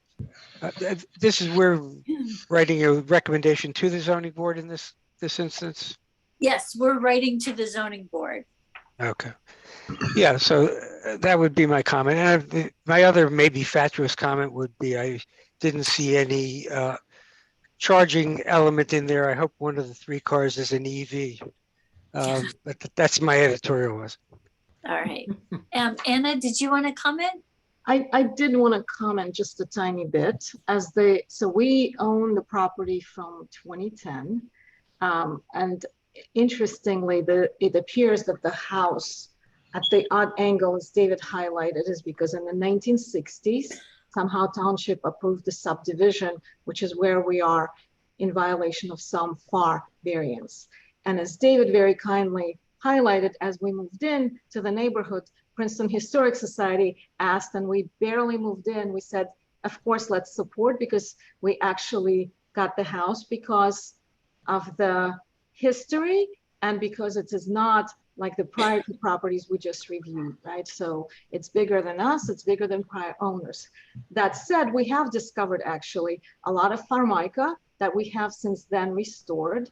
And we did also agree that Dan found one of the more clever solutions. However, we have also worked with Kathy Knight, who I think also works with Princeton Historic Properties quite often.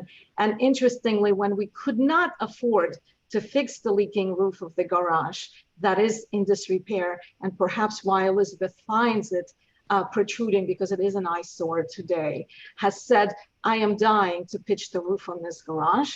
Otherwise, it's in an architectural violation of the style of the house. And then in addition to that, Mr. Lawrence Hutton, who very much named it Peepo Day, we're fortunate to have a possession of the book.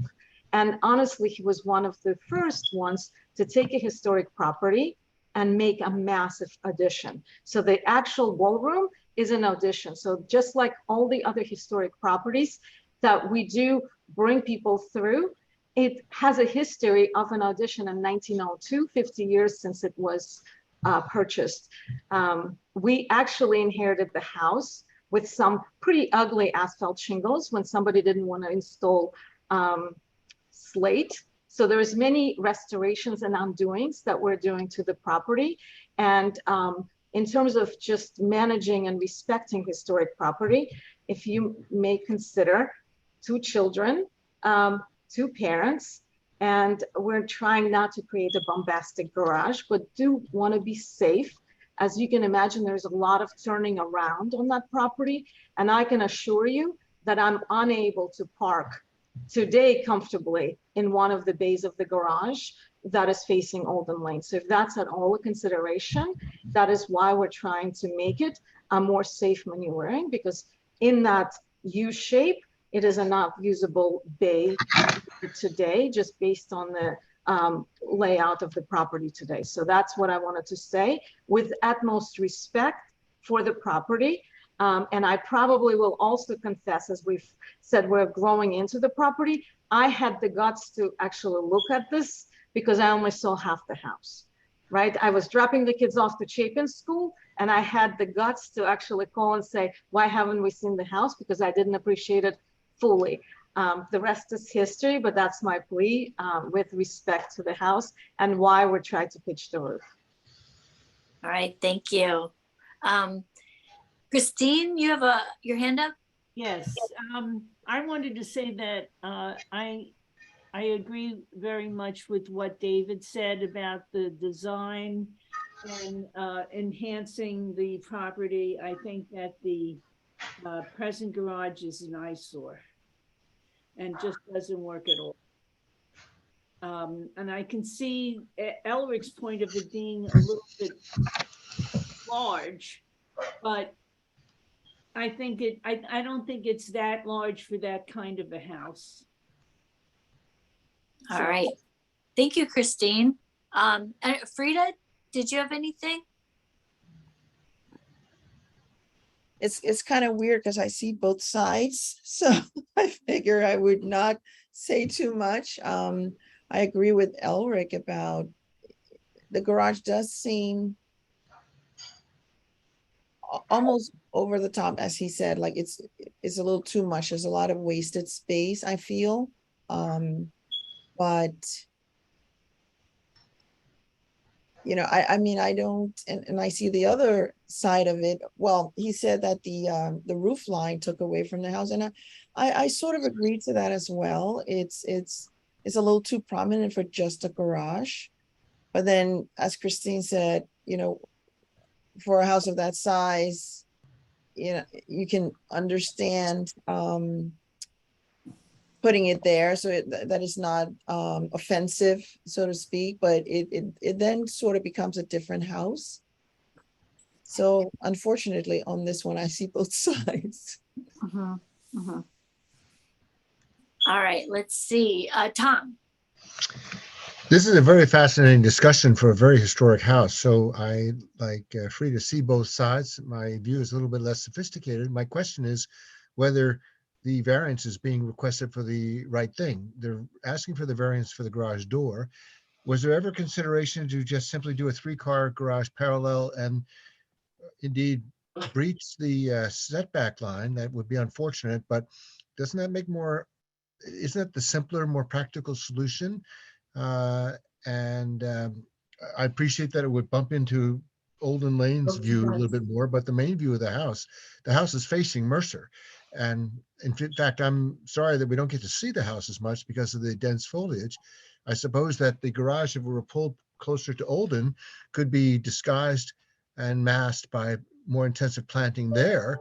I'm not suggesting they remove any of the foliage on Mercer Street, but the house is clearly facing Mercer Street. And so that kind of a garage extension looks to me, thinking about the frontage on Mercer Street, to be more consistent, but that's a less sophisticated view.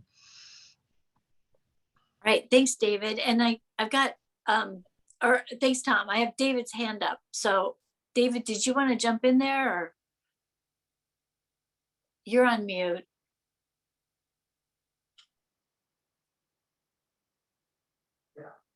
I have the dog here all the time. I don't want him to interrupt with barking, so I keep it turned off. I just wanted to put out there that I think sometimes a house of the scale of this one, an estate kind of house, may have had a fancier garage. I do see that on a lot of other estate properties, almost a monument to the advancement of carriages and motor vehicles and stuff like that. But going the other way, thinking of the 3 garage doors in a row makes me think very suburban, very, not very much of trying to calculate a solution as opposed to just putting it up like so many housing developments we see today. I feel like there's an effort here to make something that's not the easy solution, and in keeping with a lot of design and attention to detail that the rest of the property represents. And that may not be very defendable, but to me, it just seems like the architect, the applicants have tried to make it, have tried to work as hard on it as the house is fine itself. If that makes sense. All right. Thanks, David. I mean, I'd like to echo what Christine and David said. One, that Christine said, the existing garage is a disaster. I mean, it really doesn't work with the house. And architecturally, it seems way off. And then to David's point, I would not want to see 3 doors in a row off of Olden. So I think, you know, I'm kind of agreeing with both of them that, you know, the zoning board can deal with the size, but I feel like given the location and all of the landscape, like there's a lot of landscape along there that I'm seeing a pretty minimal impact. So my sense is more favorable. And yes, Michael, you have your hand up. Thank you, and thank you for taking the time. And David, nice to see you again. It's been a few years. I will say that the discussion that's taken place is not a surprise. This has been with us for probably over a year, and we've struggled with exactly the same back and forth for about a year with Dan, and actually prior to that, as Anna mentioned, with Kathy Knight, who was the first one to suggest to pitch the roof to match the house. In the end, where we landed on this one is frankly trying to fix the wrong from 66, 67, when the property was subdivided and the garage was first built, which was not the scale of the house, which was not the character of the house. And so frankly, and of course, as has been highlighted, it is not compliant with the regs to begin with. So since we do take things seriously, and we take this house as our home and as our family residence, not for the last 10 plus years, but actually for the foreseeable future, we're not planning to leave Princeton if things work out the way we hope. So this is going to be the residence that we pass on as a family property if, again, everything works out. So it is the most practical solution we have to frankly rescue the house and what's been done to it in the past. That's the effort, and it's not easy, and there are some compromises, but we feel that Dan's done a great job to really fit the needs of the family in the future, but also make sure that the scale of the garage and the design of it and just the look and feel of it matches the existing property. It may look bigger than normal on the plans. I assure you, if you walk around the property and if you look at the house and if you look inside the house, it is not. And again, thank you for your time and appreciate the difficulty, but it's been a year with us, not the last half an hour. All right. Yeah, I know. It's tough. All right. Any more? Elric, you've got your hand up. Just a quick thought. I am concerned about light in that area, dining room, sunroom, garage. And I'm wondering if you've considered, and if you might consider, putting a hip roof on the garage, which would mean that you wouldn't have that gable right smack up against the existing house. If you had more light coming in there, and that was the impact on the side of that terrace off of the dining room was lessened. Then I'll shut my mouth. And I do appreciate it's a complex situation, and I'm sure you've all worked really hard to try and come up with something good. We're only confronted with it now, but anyway, it's not without some sentiment toward your own design process, and wish you well. Can I respond to that? Yes, please. I don't think there's a hip roof on the house.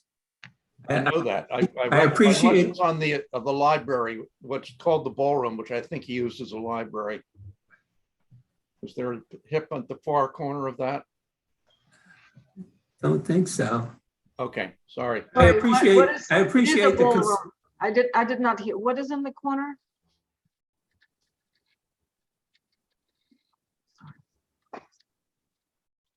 there's I think Eric is saying that there might be a hip roof on the, what was it, the 1906 edition or? No, it's just, that's what I wanted to clarify. No, Yeah. it's just a really, it's a 14-foot high vaulted ceiling. And because we had to repair something, it is a hand, it's a very complex, hand-done 14-foot vaulted ceiling from 4 directions. So. My other concern, Eric, is that if you look at this garage structure in itself isolated, if you put a hip roof on one end and a gable on the other, that in my experience doesn't work. No, I'd do the whole thing with a hip, but that's just, You would do the Olden Lane side. yeah, I do the whole thing just to minimize it seems like let the house speak for itself. The scale is so different actually that in your elevations that, anyway, I'd put it on paper and see what it looks like if you feel like it. All right, so I've got 2 more hands up, Christine and then Elizabeth. I was gonna say that I think a hip roof is not appropriate at all. And I think that a gable end is appropriate. To my memory, I don't really remember any houses in the area being built in 1858, which I think is the original date of the first part of the house. I don't think anything is a hip roof. That came in use a lot more in the early 20th century. So that's it. Okay, thanks, Christine. Okay, Elizabeth? Yeah, I was wondering if Mr. Ward could just show his elevations again of the new garage, just to look at again. From Mercer or from Olden?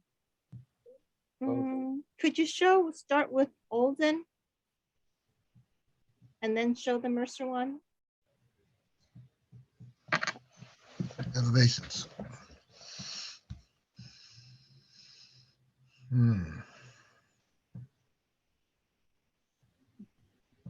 Okay.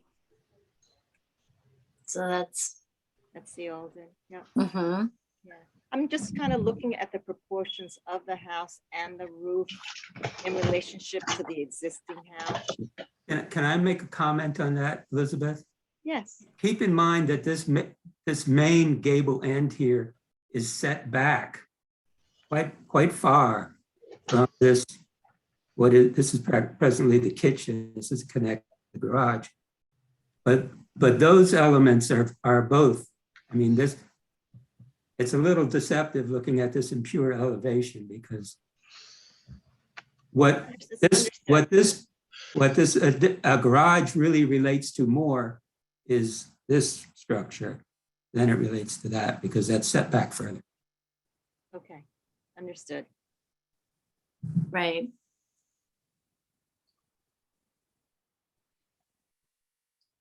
Okay. Did you also have an elevation from Mercer, or was it just from this side? I do, but it's not colored. Okay, that's fine. That's right. Okay.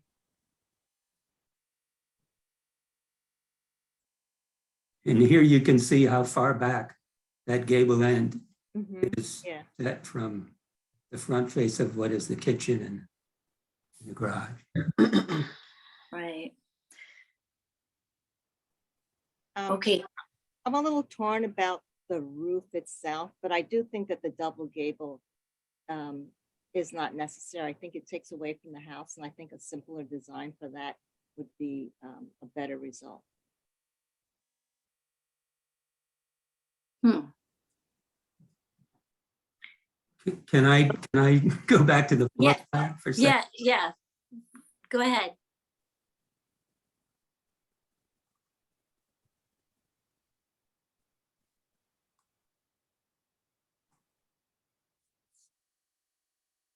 Okay, without violating this setback line, our end wall would be about here. Right.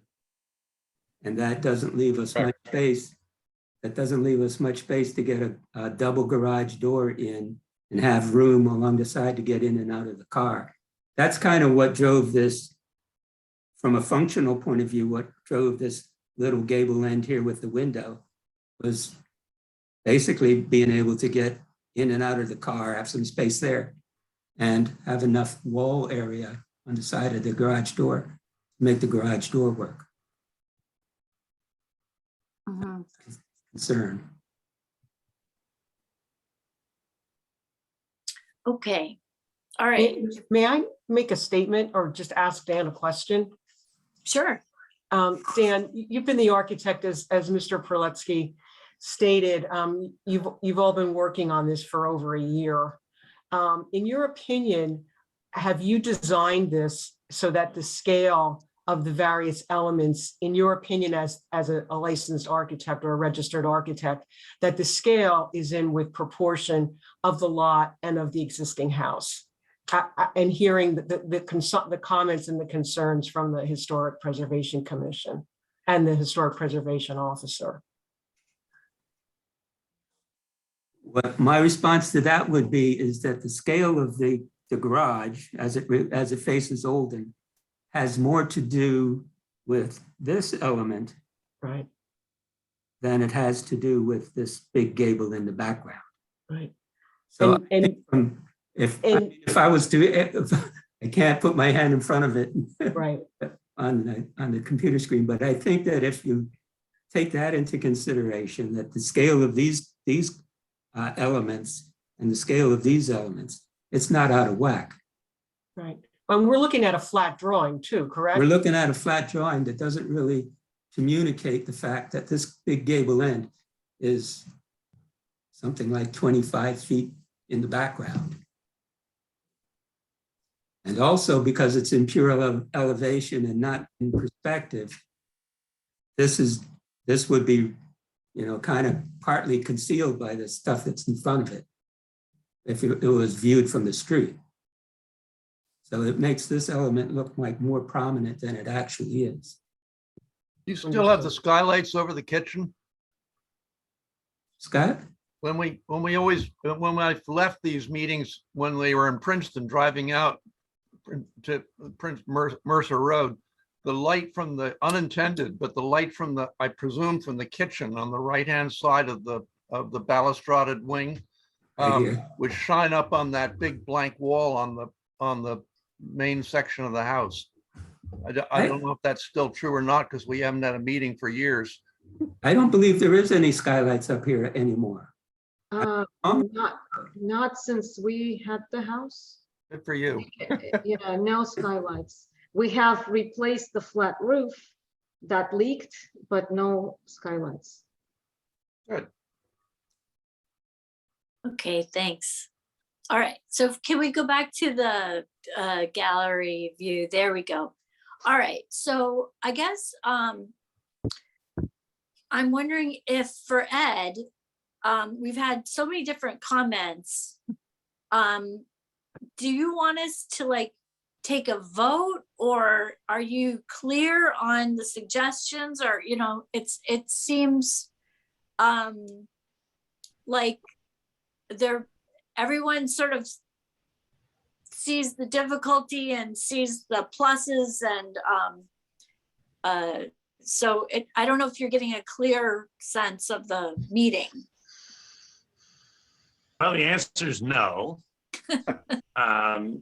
Usually, after a meeting of this length, there is usually a consensus with perhaps a couple of comments that would be passed along to the Board of Jurisdiction.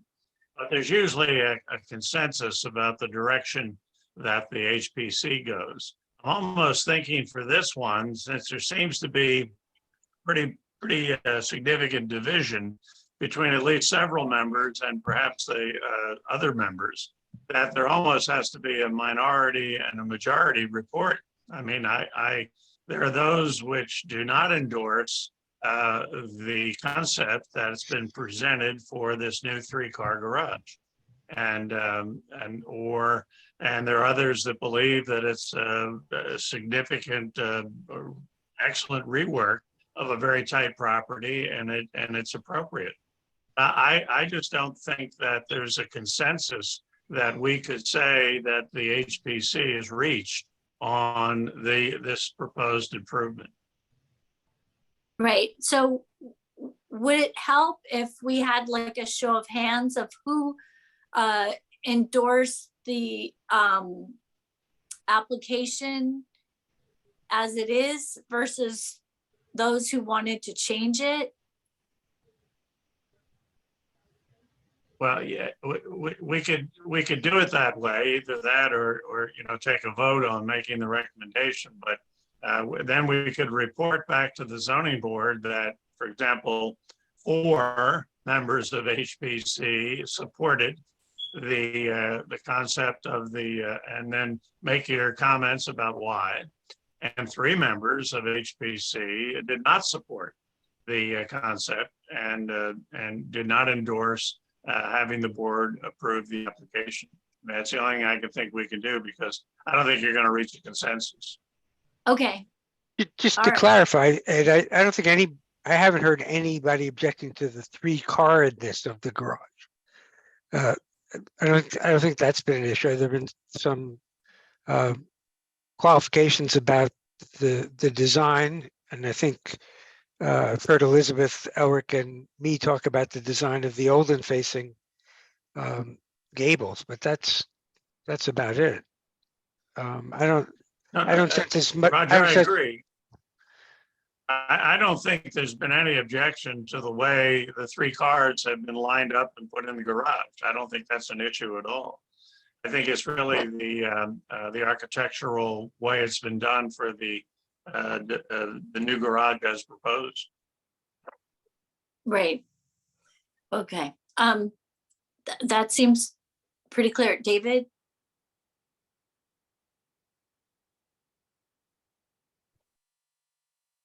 You're on mute. Unmute. Yeah. If we go back to the elevation that you see from Olden Avenue, and there's 2 things that come to mind. One is that those gables on the new construction have little returns.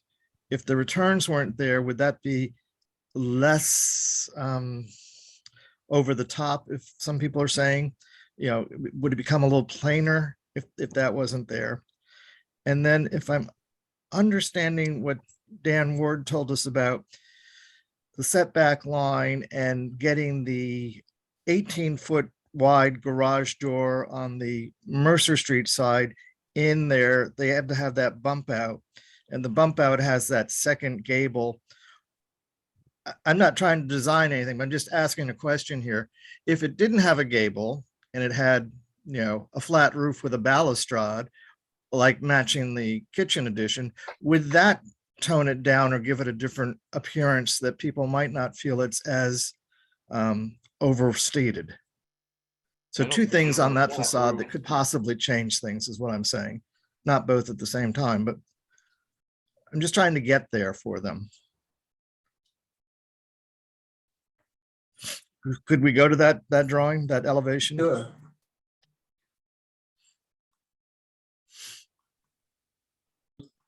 Dan, if you can give some response or comment once you get the drawing up.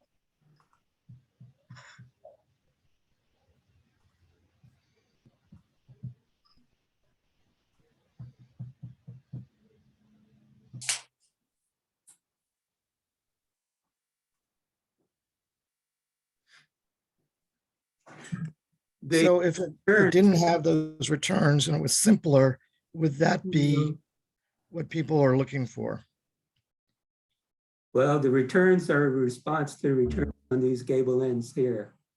Oh, I didn't think I saw returns up there. I'm sorry. I'm very sorry. I didn't see that. Maybe they're more prominent down here. Maybe just the way I drew it.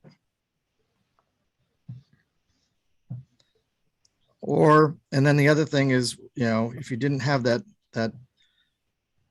gable over that little bump out, whether you treated it with a balustrade or it was flat or something, would that make people happier? If you looked at the plan, I think you'd see that there might be a bit of a compromise if you could bring out the wall to the far left by the extra 10 inches or whatever it is from the setback line. And that would, and then eliminated the full bump out. I think you'd have enough tolerance to be able to open a car door there. How about if we push this back? That's what I'm, Push it.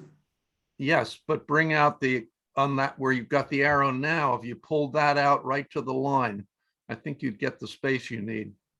I think we've only got a matter of inches that we can pull this corner forward. It's right on the setback line. It looked like you had a little room, but No, I don't. anyway, I think it's worth playing with, and if you came before us again with an alternative, I think you'd have, I don't know, it's an important house. Otherwise, we'd shrug our shoulders. It is an important house. Can't argue with that.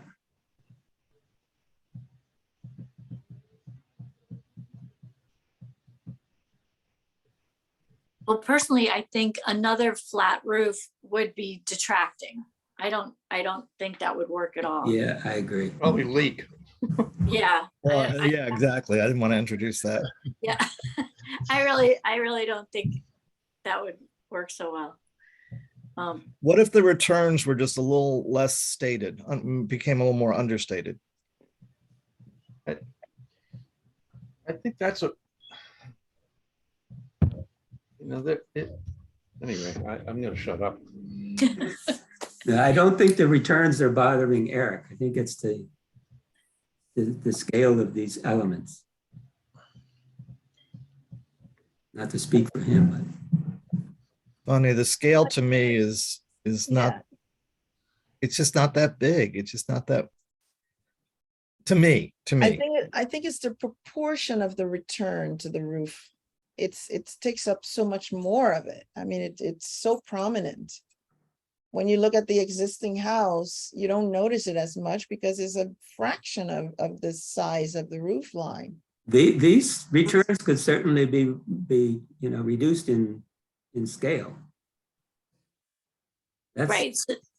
So you're saying, Frida, that if those were minimized, that would be a lot more right. I think it would be more palatable. But also, if you look at the existing house, right, look at the windows, the window surface versus the garage. I mean, that proportion is that, I think that's what's bothering me. The proportion is, there's more window and doors and. Oh, that's excellent observation. And that's one of the ones we're supposed to look out for, is the balance of openings to voids. Right, and it's not balanced, and I think that's what. Well, I would just say again that this part of the garage relates to this part of the house, not so much to this part of the house. Right. But that part of the but that's not true from the backyard. Anyway, play with it. Actually, just a comment, I'm sorry to jump in, just a comment on the windows. There are two windows, I think, that are missing in the rendering that line up with the lower two windows on the main facade. So above the balustrade. In here? Yes, there are two more windows there. Oh, okay. That makes a big difference. Oh. Can I go to the photograph? Yeah. Oh, you can't see it there. Can't see it. But here, this is a good illustration of what I was saying about. Yeah, it's a bad angle, but there are two windows right sort of beyond the balustrade. Right. But point I was going to make is that from a perspective view, if you're standing in Olden Avenue, you can see in this picture, this gable end is far less prominent than on my pure rendered elevation. There's a lot less of this wall that you can see. But you do see the return fairly clearly. Yeah. Yes. I think to Michael's point of this balustrade, there are two bedroom windows from which you can climb out on that balustrade. So Yeah, they're one- concealed. They're back here. That's right. Well, and to me, this also points out that the existing garage isn't working. No.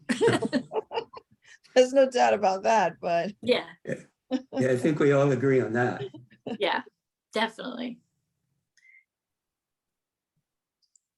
All right.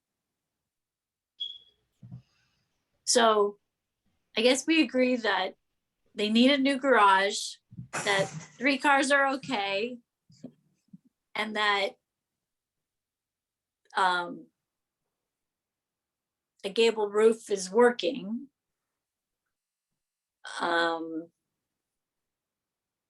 So, but it I needs don't to know. be simpler.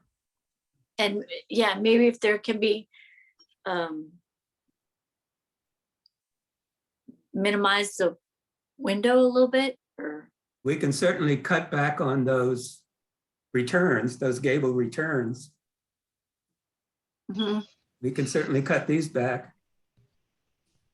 We've got windows up here without shutters. I suppose we could take the shutters off of this window. I would do that. Yeah, yeah, I would do that.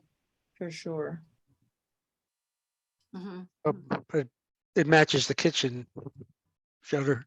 It does. It's interesting that the kitchen doesn't match the house with the shutters. It's a generational house. I understand that. I'm just wondering if the house had shutters originally, which it may very well have had, and it just looks the way it looks because they've been taken off, and that's the case with lots of houses. I think that it's a true statement. We have some of them. It's something we're considering reinstating. So we have some sample. We don't have a matching set, and they would need to be restored and made from the sample we have at some point. Yeah, I believe all the windows facing Mercer have shutters, don't they? Anna? They do, and we hand repainted them. We scraped them and painted them. Right. I'd like to say something. I'm looking at a photo of the house right now on Google Maps. And quite frankly, the area that has, this is what are people calling this area with the balustrades? Whatever that is, it looks so much more recessed in the picture on Google. So This is a flat drawing. Yeah, that's part of the issue it here. doesn't look prominent. Take a look at the shadows. Yeah. I would just look at how prominent this gable end is in a flat picture, Yeah. and how prominent it is here. Yeah, far less prominent in reality than it is in a flat picture. Right. Okay, well, let's go back to the gallery view again, and let's go back to Ed again.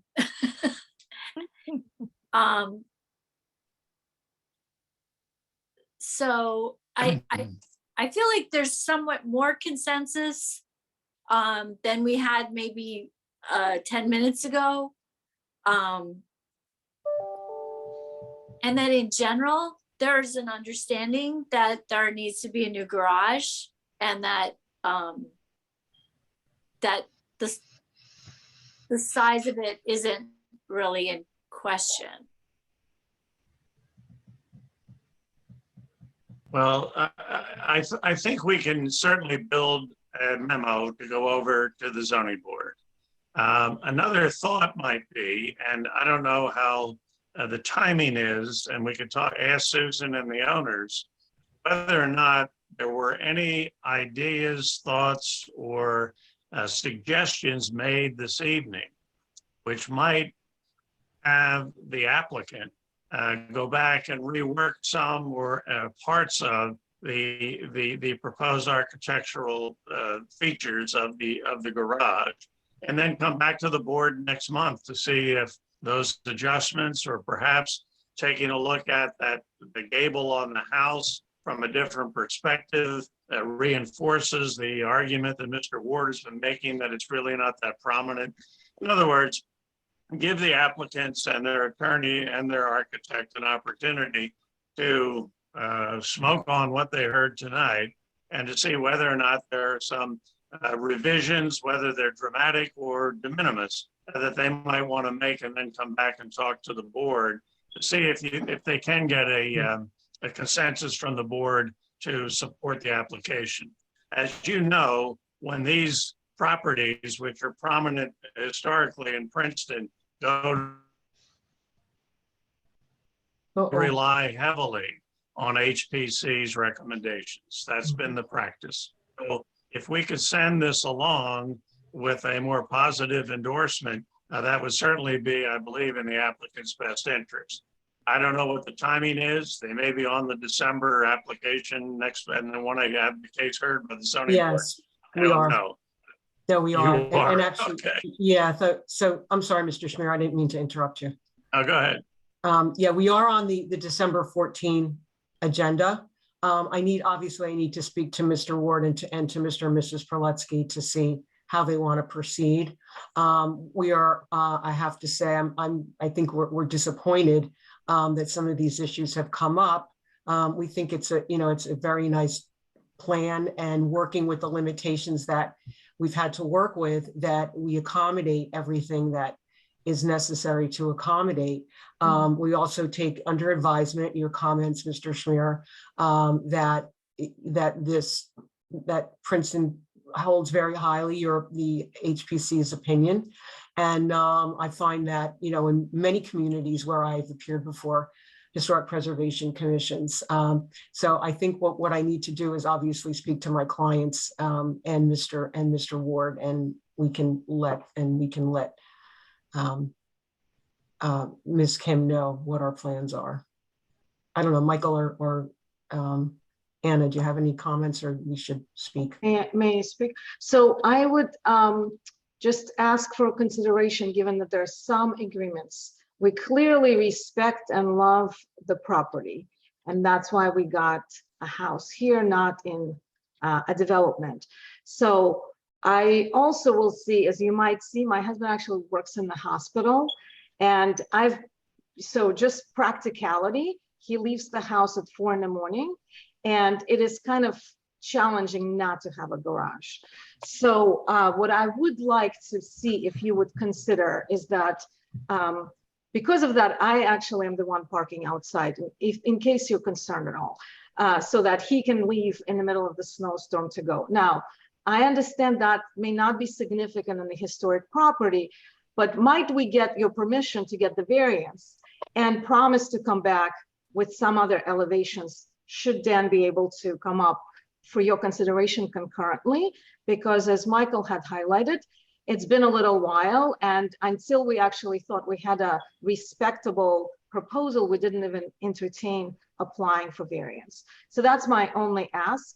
And I can tell you that when we were all working remotely, he doesn't say it, but I'll tell you, he's never stopped driving to work. So, so that's my other ask. Just practical human consideration. All right, so should we go person by person to see if they support the variance then that's necessary? Or are there several variances necessary, Ed? There are two. There's the one related to the doors, the garage doors, and then there's the FAR. Right. So I just Ed, wanted does to this work with you? Pardon me? I think we all missed the comment. What was the question? Just the question about the variance, Ed, is that something that is, or is that something that would work, or from your and our point of view, or do we need to do the Procedurally, can we move the variance without the design being nailed down. Well, but the problem with that is that the variance is related, not so much the FAR thing, because I mean, that's just because of the size and nobody's really upset by the size. But it really does relate to how the new garage is going to look on the property, I would assume. And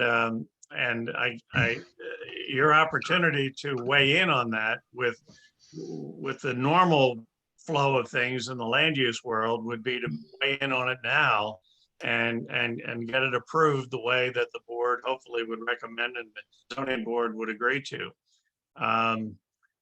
We could certainly do it the other way. You could indicate that and maybe suggest to the zoning board as a condition of approval that they come back and finalize the design and the architectural features of the 3-car garage, which everybody agrees they need. So we could do that. All right, so are the members of the commission comfortable with that? Oh, sorry, Elizabeth, you have your hand up. Yes, so I just have a question because one of those variances has to do with the garage and its distance from the face of the building on Olden. And I know there were a few people, I think that Elric and Christine were concerned. I don't remember, maybe it wasn't Elric, but I know that Christine was concerned about it projecting farther than it already projects now, and that's part of the variance. So. I don't think that I said that. If I did. Oh, I'm sorry. I thought you said that you weren't happy with it projecting closer to the street. No. Okay, my apologies. All right, And, so Elizabeth, we would phrase it so that that the board really, HPC has no real problem with either variance, which would get them through the zoning board in December. But it does want the opportunity to continue dialogue with the owners about the final architectural design for the 3-car garage. Bingo. And I think there's enough good faith floating around on the Zoom tonight. And of course, the folks who are the owners are committed to this property, and they'll come back and work with work with the whole team to see if we can come up with a slight or a major adjustment so that HPC would then finally grant historic preservation plan approval for the garage, which would be approved from a zoning point of view already. May I ask, I think that's an excellent way to put it, Ed, and I'd like to be as encouraging as possible to the process. We're clearly dealing with residents who care about this house, very sensitive to our concerns.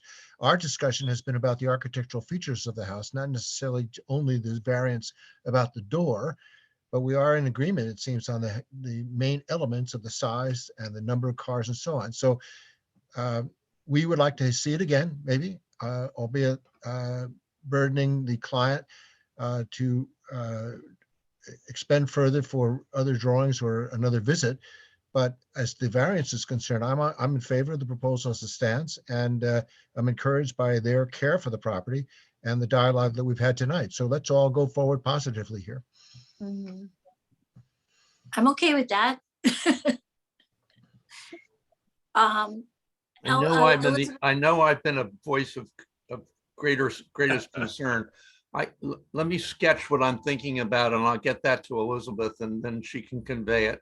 And at least that's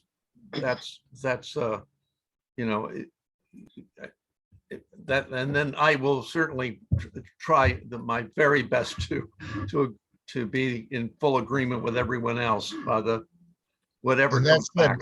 I believe in Elric's vision of this is very important because he knows the house so well and he's got a good sense of the history. So we are guided by that.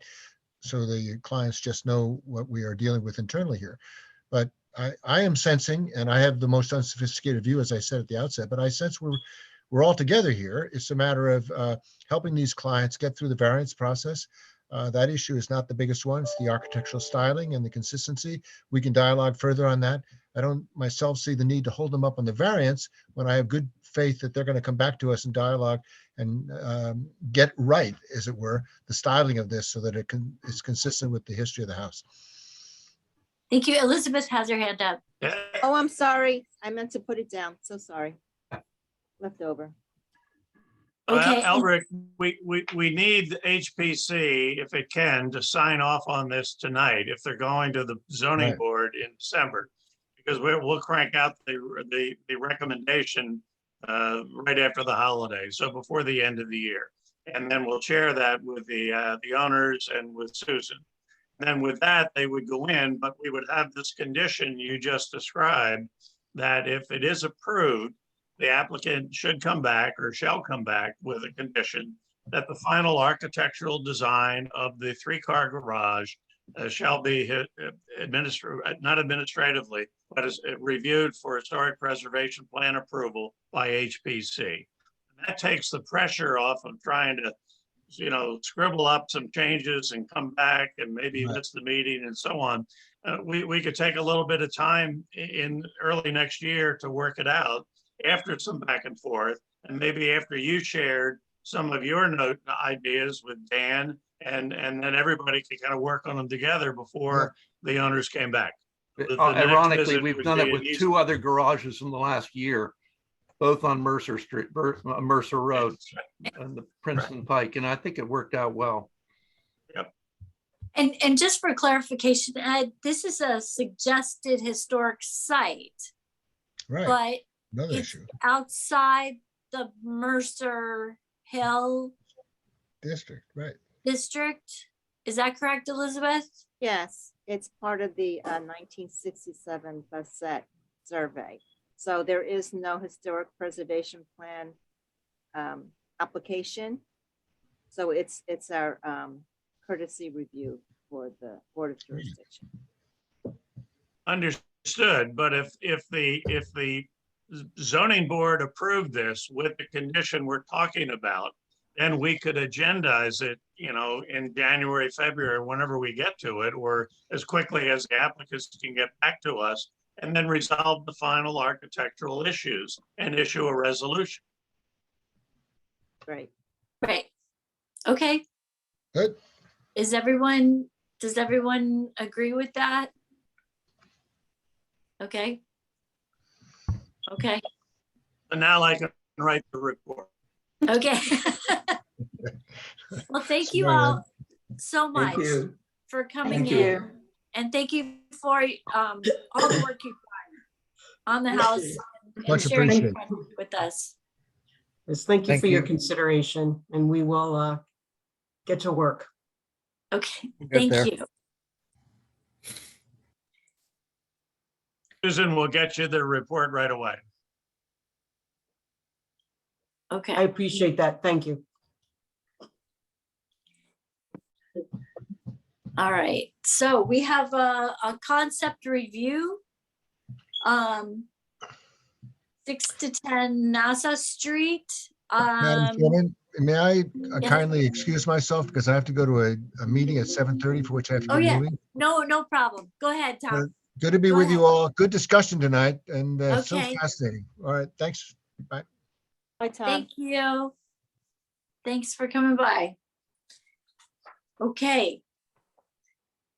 So we have Sasha. 6 to 10 Nassau Street, which is a iconic door. I think, David, did you work at that building? I work 2 doors away. 2 doors away. Okay, so you know it well. Oh, yeah. I measured it. Okay, everyone knows it. So anyway, since it's a concept review, a little simpler. And is the applicant here? Yes. he's been Okay. Elevated. And Got just so everyone knows that actually HPC has reviewed this building already, because if you recall, this was the one that had the fire. Right. And there were window replacements, and the applicant also came in with a new color scheme for the building as well. And so that is Sasha Rizzo, who's here. And he's here to talk about a new door with some historic photographs to hopefully document and help the HPC see that there was a door there previously that he'd like to reinstall. Okay, great. Thanks for coming in. We love concept reviews. Well, thank you for making the time for me. I think in your packet, hopefully, I submitted a picture of the proposed location of the door. It's currently the American Express all-tour space, right there on the corner of Bank Street and Nassau Street. I also included a picture that I was able to get from the Historical Society of Princeton that shows when there used to be a grocery store and meat market on the first floor of that building. And there actually used to be a door in the center where the center plate glass window is in both of the, either the Caldwell space or the all-tour space.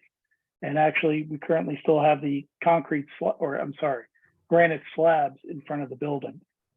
You know, recently, I've been notified by Altor that they will be not renewing their lease. And we have been getting some interest in renting the space. Many of the applicants, and we still do not have an actual tenant or finalized negotiation, but I have inquired about a door facing Nassau Street. So our idea was to put the door, possibly, if we get a tenant, to replace the door that used to be there in the center plate glass window area. So do you have any documents you want to share or photographs or anything? Sure, I guess I could share the two things I submitted. That would be great.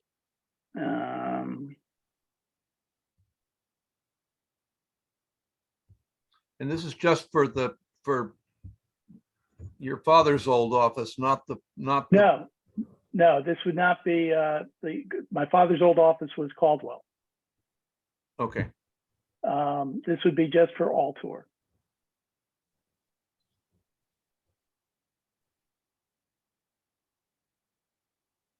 So when Sasha and I were talking about this, we did go through the Sanborn map, which he was intrigued by to see how buildings within Princeton, specifically to his property, evolved over time. And then I guess, Sasha, you had also reached out to the Historical Society where you had that photograph.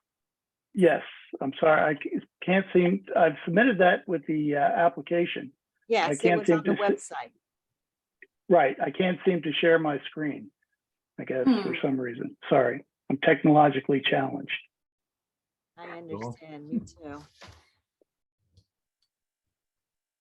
So Elizabeth, I didn't see this in my packet. It was on the website link. Oh, it's on the website link. Okay, sorry. Yeah. I'm gonna pull it I'll up. go to the, I've got it up. Oh, okay. David, You want to share it? Oh, let me try that. Okay. Thank you. I have to go back to.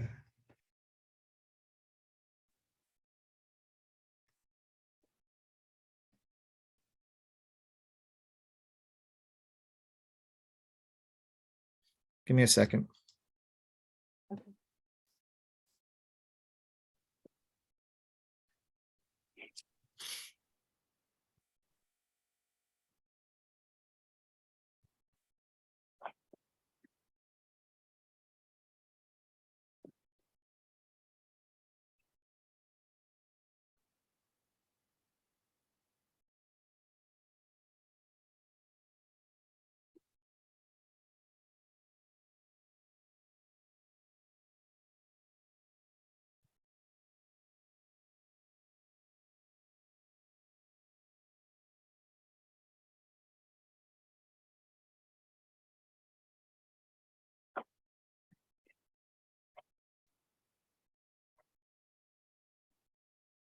You all see anything? Yes. Good. Wow. So that's the picture from the Historical Society. And as you can see, that was the grocery store on the right and the Lions Meat Market on the left, where the real estate office currently is. I remember them both. And as you can see, there used to be in the center section there doorways that went into both of those. So our idea would be, if in fact we got the tenant, to rebuild the door in a fashion consistent with this photo. So with the door recessed a little bit? It would into be, the yes, storefront? that is our, I love that. We're losing too many of the character and the contour of storefronts. That would be fantastic. I have a question, please. sure. You're not talking about that main door in the center of the building. You're talking about a door in the Correct, inside in the center of that section, that bay. correct, Okay. correct. Because I can't really tell what's there from this photo, and I did print it earlier. And it's hard to see what's there, I think. Actually, I think if you look at where the Coldwell Banker side is now, does that have the same kind of recessed Yes. entrance? Yes, and it's similar to what used to be the Wine and Game and is now the nail salon. Right. I see. I have it on Google. I can see the nails, the center entrance there. What you can't see is the gas pump in front of David's office, which is where it was when I was a kid. But you can see that the parking was diagonal. Wow. Well, if you make this photo smaller, you can actually see the diagonal parking. Yeah, that's a great Woody there parked. There's Looks actually like, a step in front of that window now. Oh, my only wow. concern would be the lack of symmetry with the Caldwell side of the building, with one having the doorway and the other one having the glass. Well, that's the current, wait.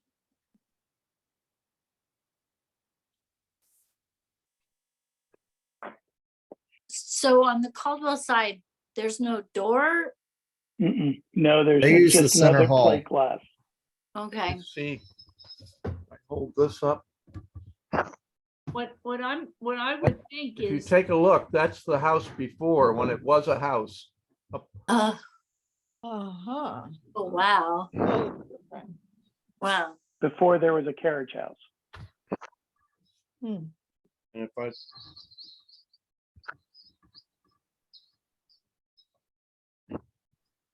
I see no reason why, if we know what was there historically, after it went to commercial, to a commercial building from the residential, why not restore it? Yeah, I mean, clearly there's proof that there was a door there. All right, well, thank you for showing the photograph. That helps a lot. I'm seeing it in the application now.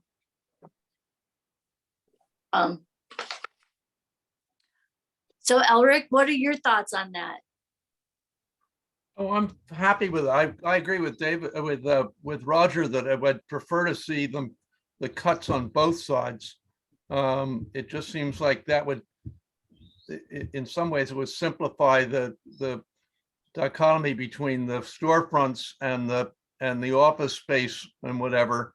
And for most, I think real estate offices, just like the one they want to plan with the bank, can deal with spaces without having to have a lot of display in the window, whatever. But the access, I think, would be preferable.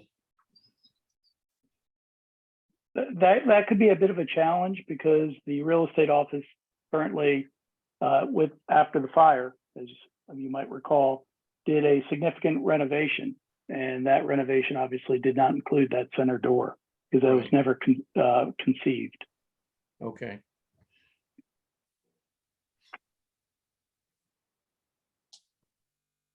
But the idea There's to walk directly in for a prospective client is somewhat appealing. I understand, but they just renovated it and went. Yeah. We got rid of the drop ceiling, They put in all new conference rooms, managers' offices along the one side, and reconfigured the office for a specific look. Is this something, you don't have a client yet? No, but we've got. This is an opportunity you're going to present to any prospective prospective occupant. We have gotten quite a bit of interest from various establishments, a coffee shop, a makeup, more retail as opposed to office space. And one of the common questions and commonalities that have come up is a direct access onto Nassau Street. I would suggest there may be an opportunity to design a door that doesn't compete so much with all the glass on the other side. I mean, that would just all be in the design process. If it was not as recessed, perhaps they played with the amount of recess, it might look better. Okay. I'm sorry, did you say not as recessed? Not as recessed as the original photo, as the historic photo. Something a little flatter so it doesn't, there's not so much of a deep space on one side and no space, just a flat glass front on the other. I respectfully disagree, but we'll get to that when we get drawings. Yeah. I mean, I see Roger's point though, there's no immediate future where the Caldwell Banker side is going to change. So we're talking, maybe it could be like 20 years before they want to, change that. So we're going to have to live, if we have a door there, making it not contrast so much with the other side. I studied storefronts a lot. That someone may have built out on one side and a completely different tenant, like in this case on the other side, wanted something different. I don't know that the balanced look is inappropriate. I think we could have both, and I'd love to see it as deep as it was. I agree with David. And I think that the initial, if you know what was there before and somebody's willing to restore it, why not restore it? Little by little, things can get restored, not all at once, but it's going forward. No, good point. That's very convincing. True. Yeah. And you're not necessarily focused on the other side. It's fairly far. I think that if you're not studying it, you're not going to think about it. If you're walking by or driving by or bicycling by, you're not going to think about it. For the most part. I respectfully disagree, because if you're driving up University Place, it's right in front of you. You see the whole building. I like the awnings out from the photograph. Aren't they wonderful how deep they are and kind of shaggy? My picture of Nassau Street in the morning are the shopkeepers out there with one of those giant things cranking out the awnings. I love that. Somehow very European, but lovely. Sorry, I'm trying to find another elevation here. So, but we can tell Sasha that in general, I think we would be very interested in the restoration of a doorway. Okay, thank you. And that, it's certainly very intriguing to get that, since we do have this historic photo, to get, as Christine said, back to where it was before. There's a cornice running across all three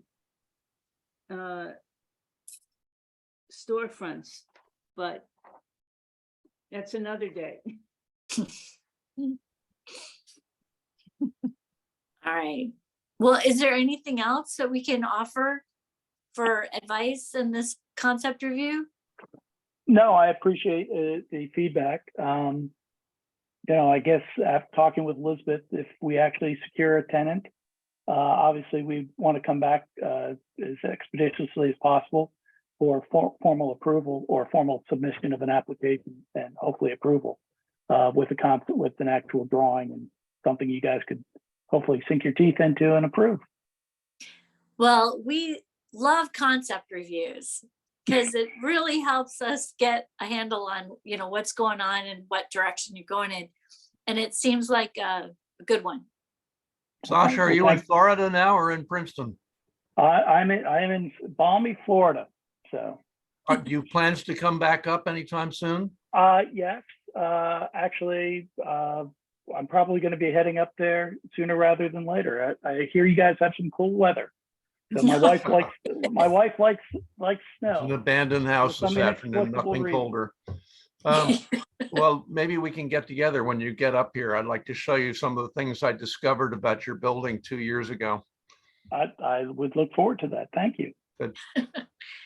All right. Well, thanks for coming in. We really appreciate it. Thank you, and I hope. Can I just ask Sasha a question? I'm sorry to interrupt you. Sure. So, knowing that you have, support from HPC on this, are you going to wait until you get a tenant who's Yes. interested? Or are you more interested in getting approval? And then if you get a tenant who wants it, then it'll already be in place and then you can go ahead with construction. I think it's important that we find a tenant to make sure that they actually want it. I know that last I heard, we had an inquiry from attorneys. No offense to any attorneys, but I don't think they would want that. So obviously, I'm trying to get an idea for flexibility for potential new tenants. But yeah, again, I think based on the timeline that we've outlined to potential tenants, again, we're probably talking spring to sometime that they could actually take possession of the space, assuming that we could get on, the January meeting docket. Great. Thank you. Thanks so much for coming in. Thank you, and I hope everybody has a great Thanksgiving. Yeah, too. happy Thanksgiving. Thank you. All right. Thank you. All right. Bye. Thank you, Thank you. Elizabeth. Bye. Bye-bye. Bye now. Bye. All right, so we're done with our work. Any other, public comment? Is there anyone from the public here?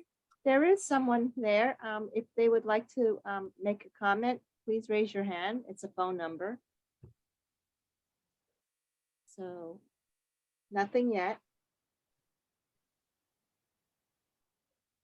Going, gone. Okay, so, staff report, member report, and adjourn. Anything? I don't have anything, no. Just one quick Alrighty. thing. We had talked about bringing Isaac Kramer in from the Princeton Business Partnership. How do we want to arrange that for December, January? Let's ask Justin.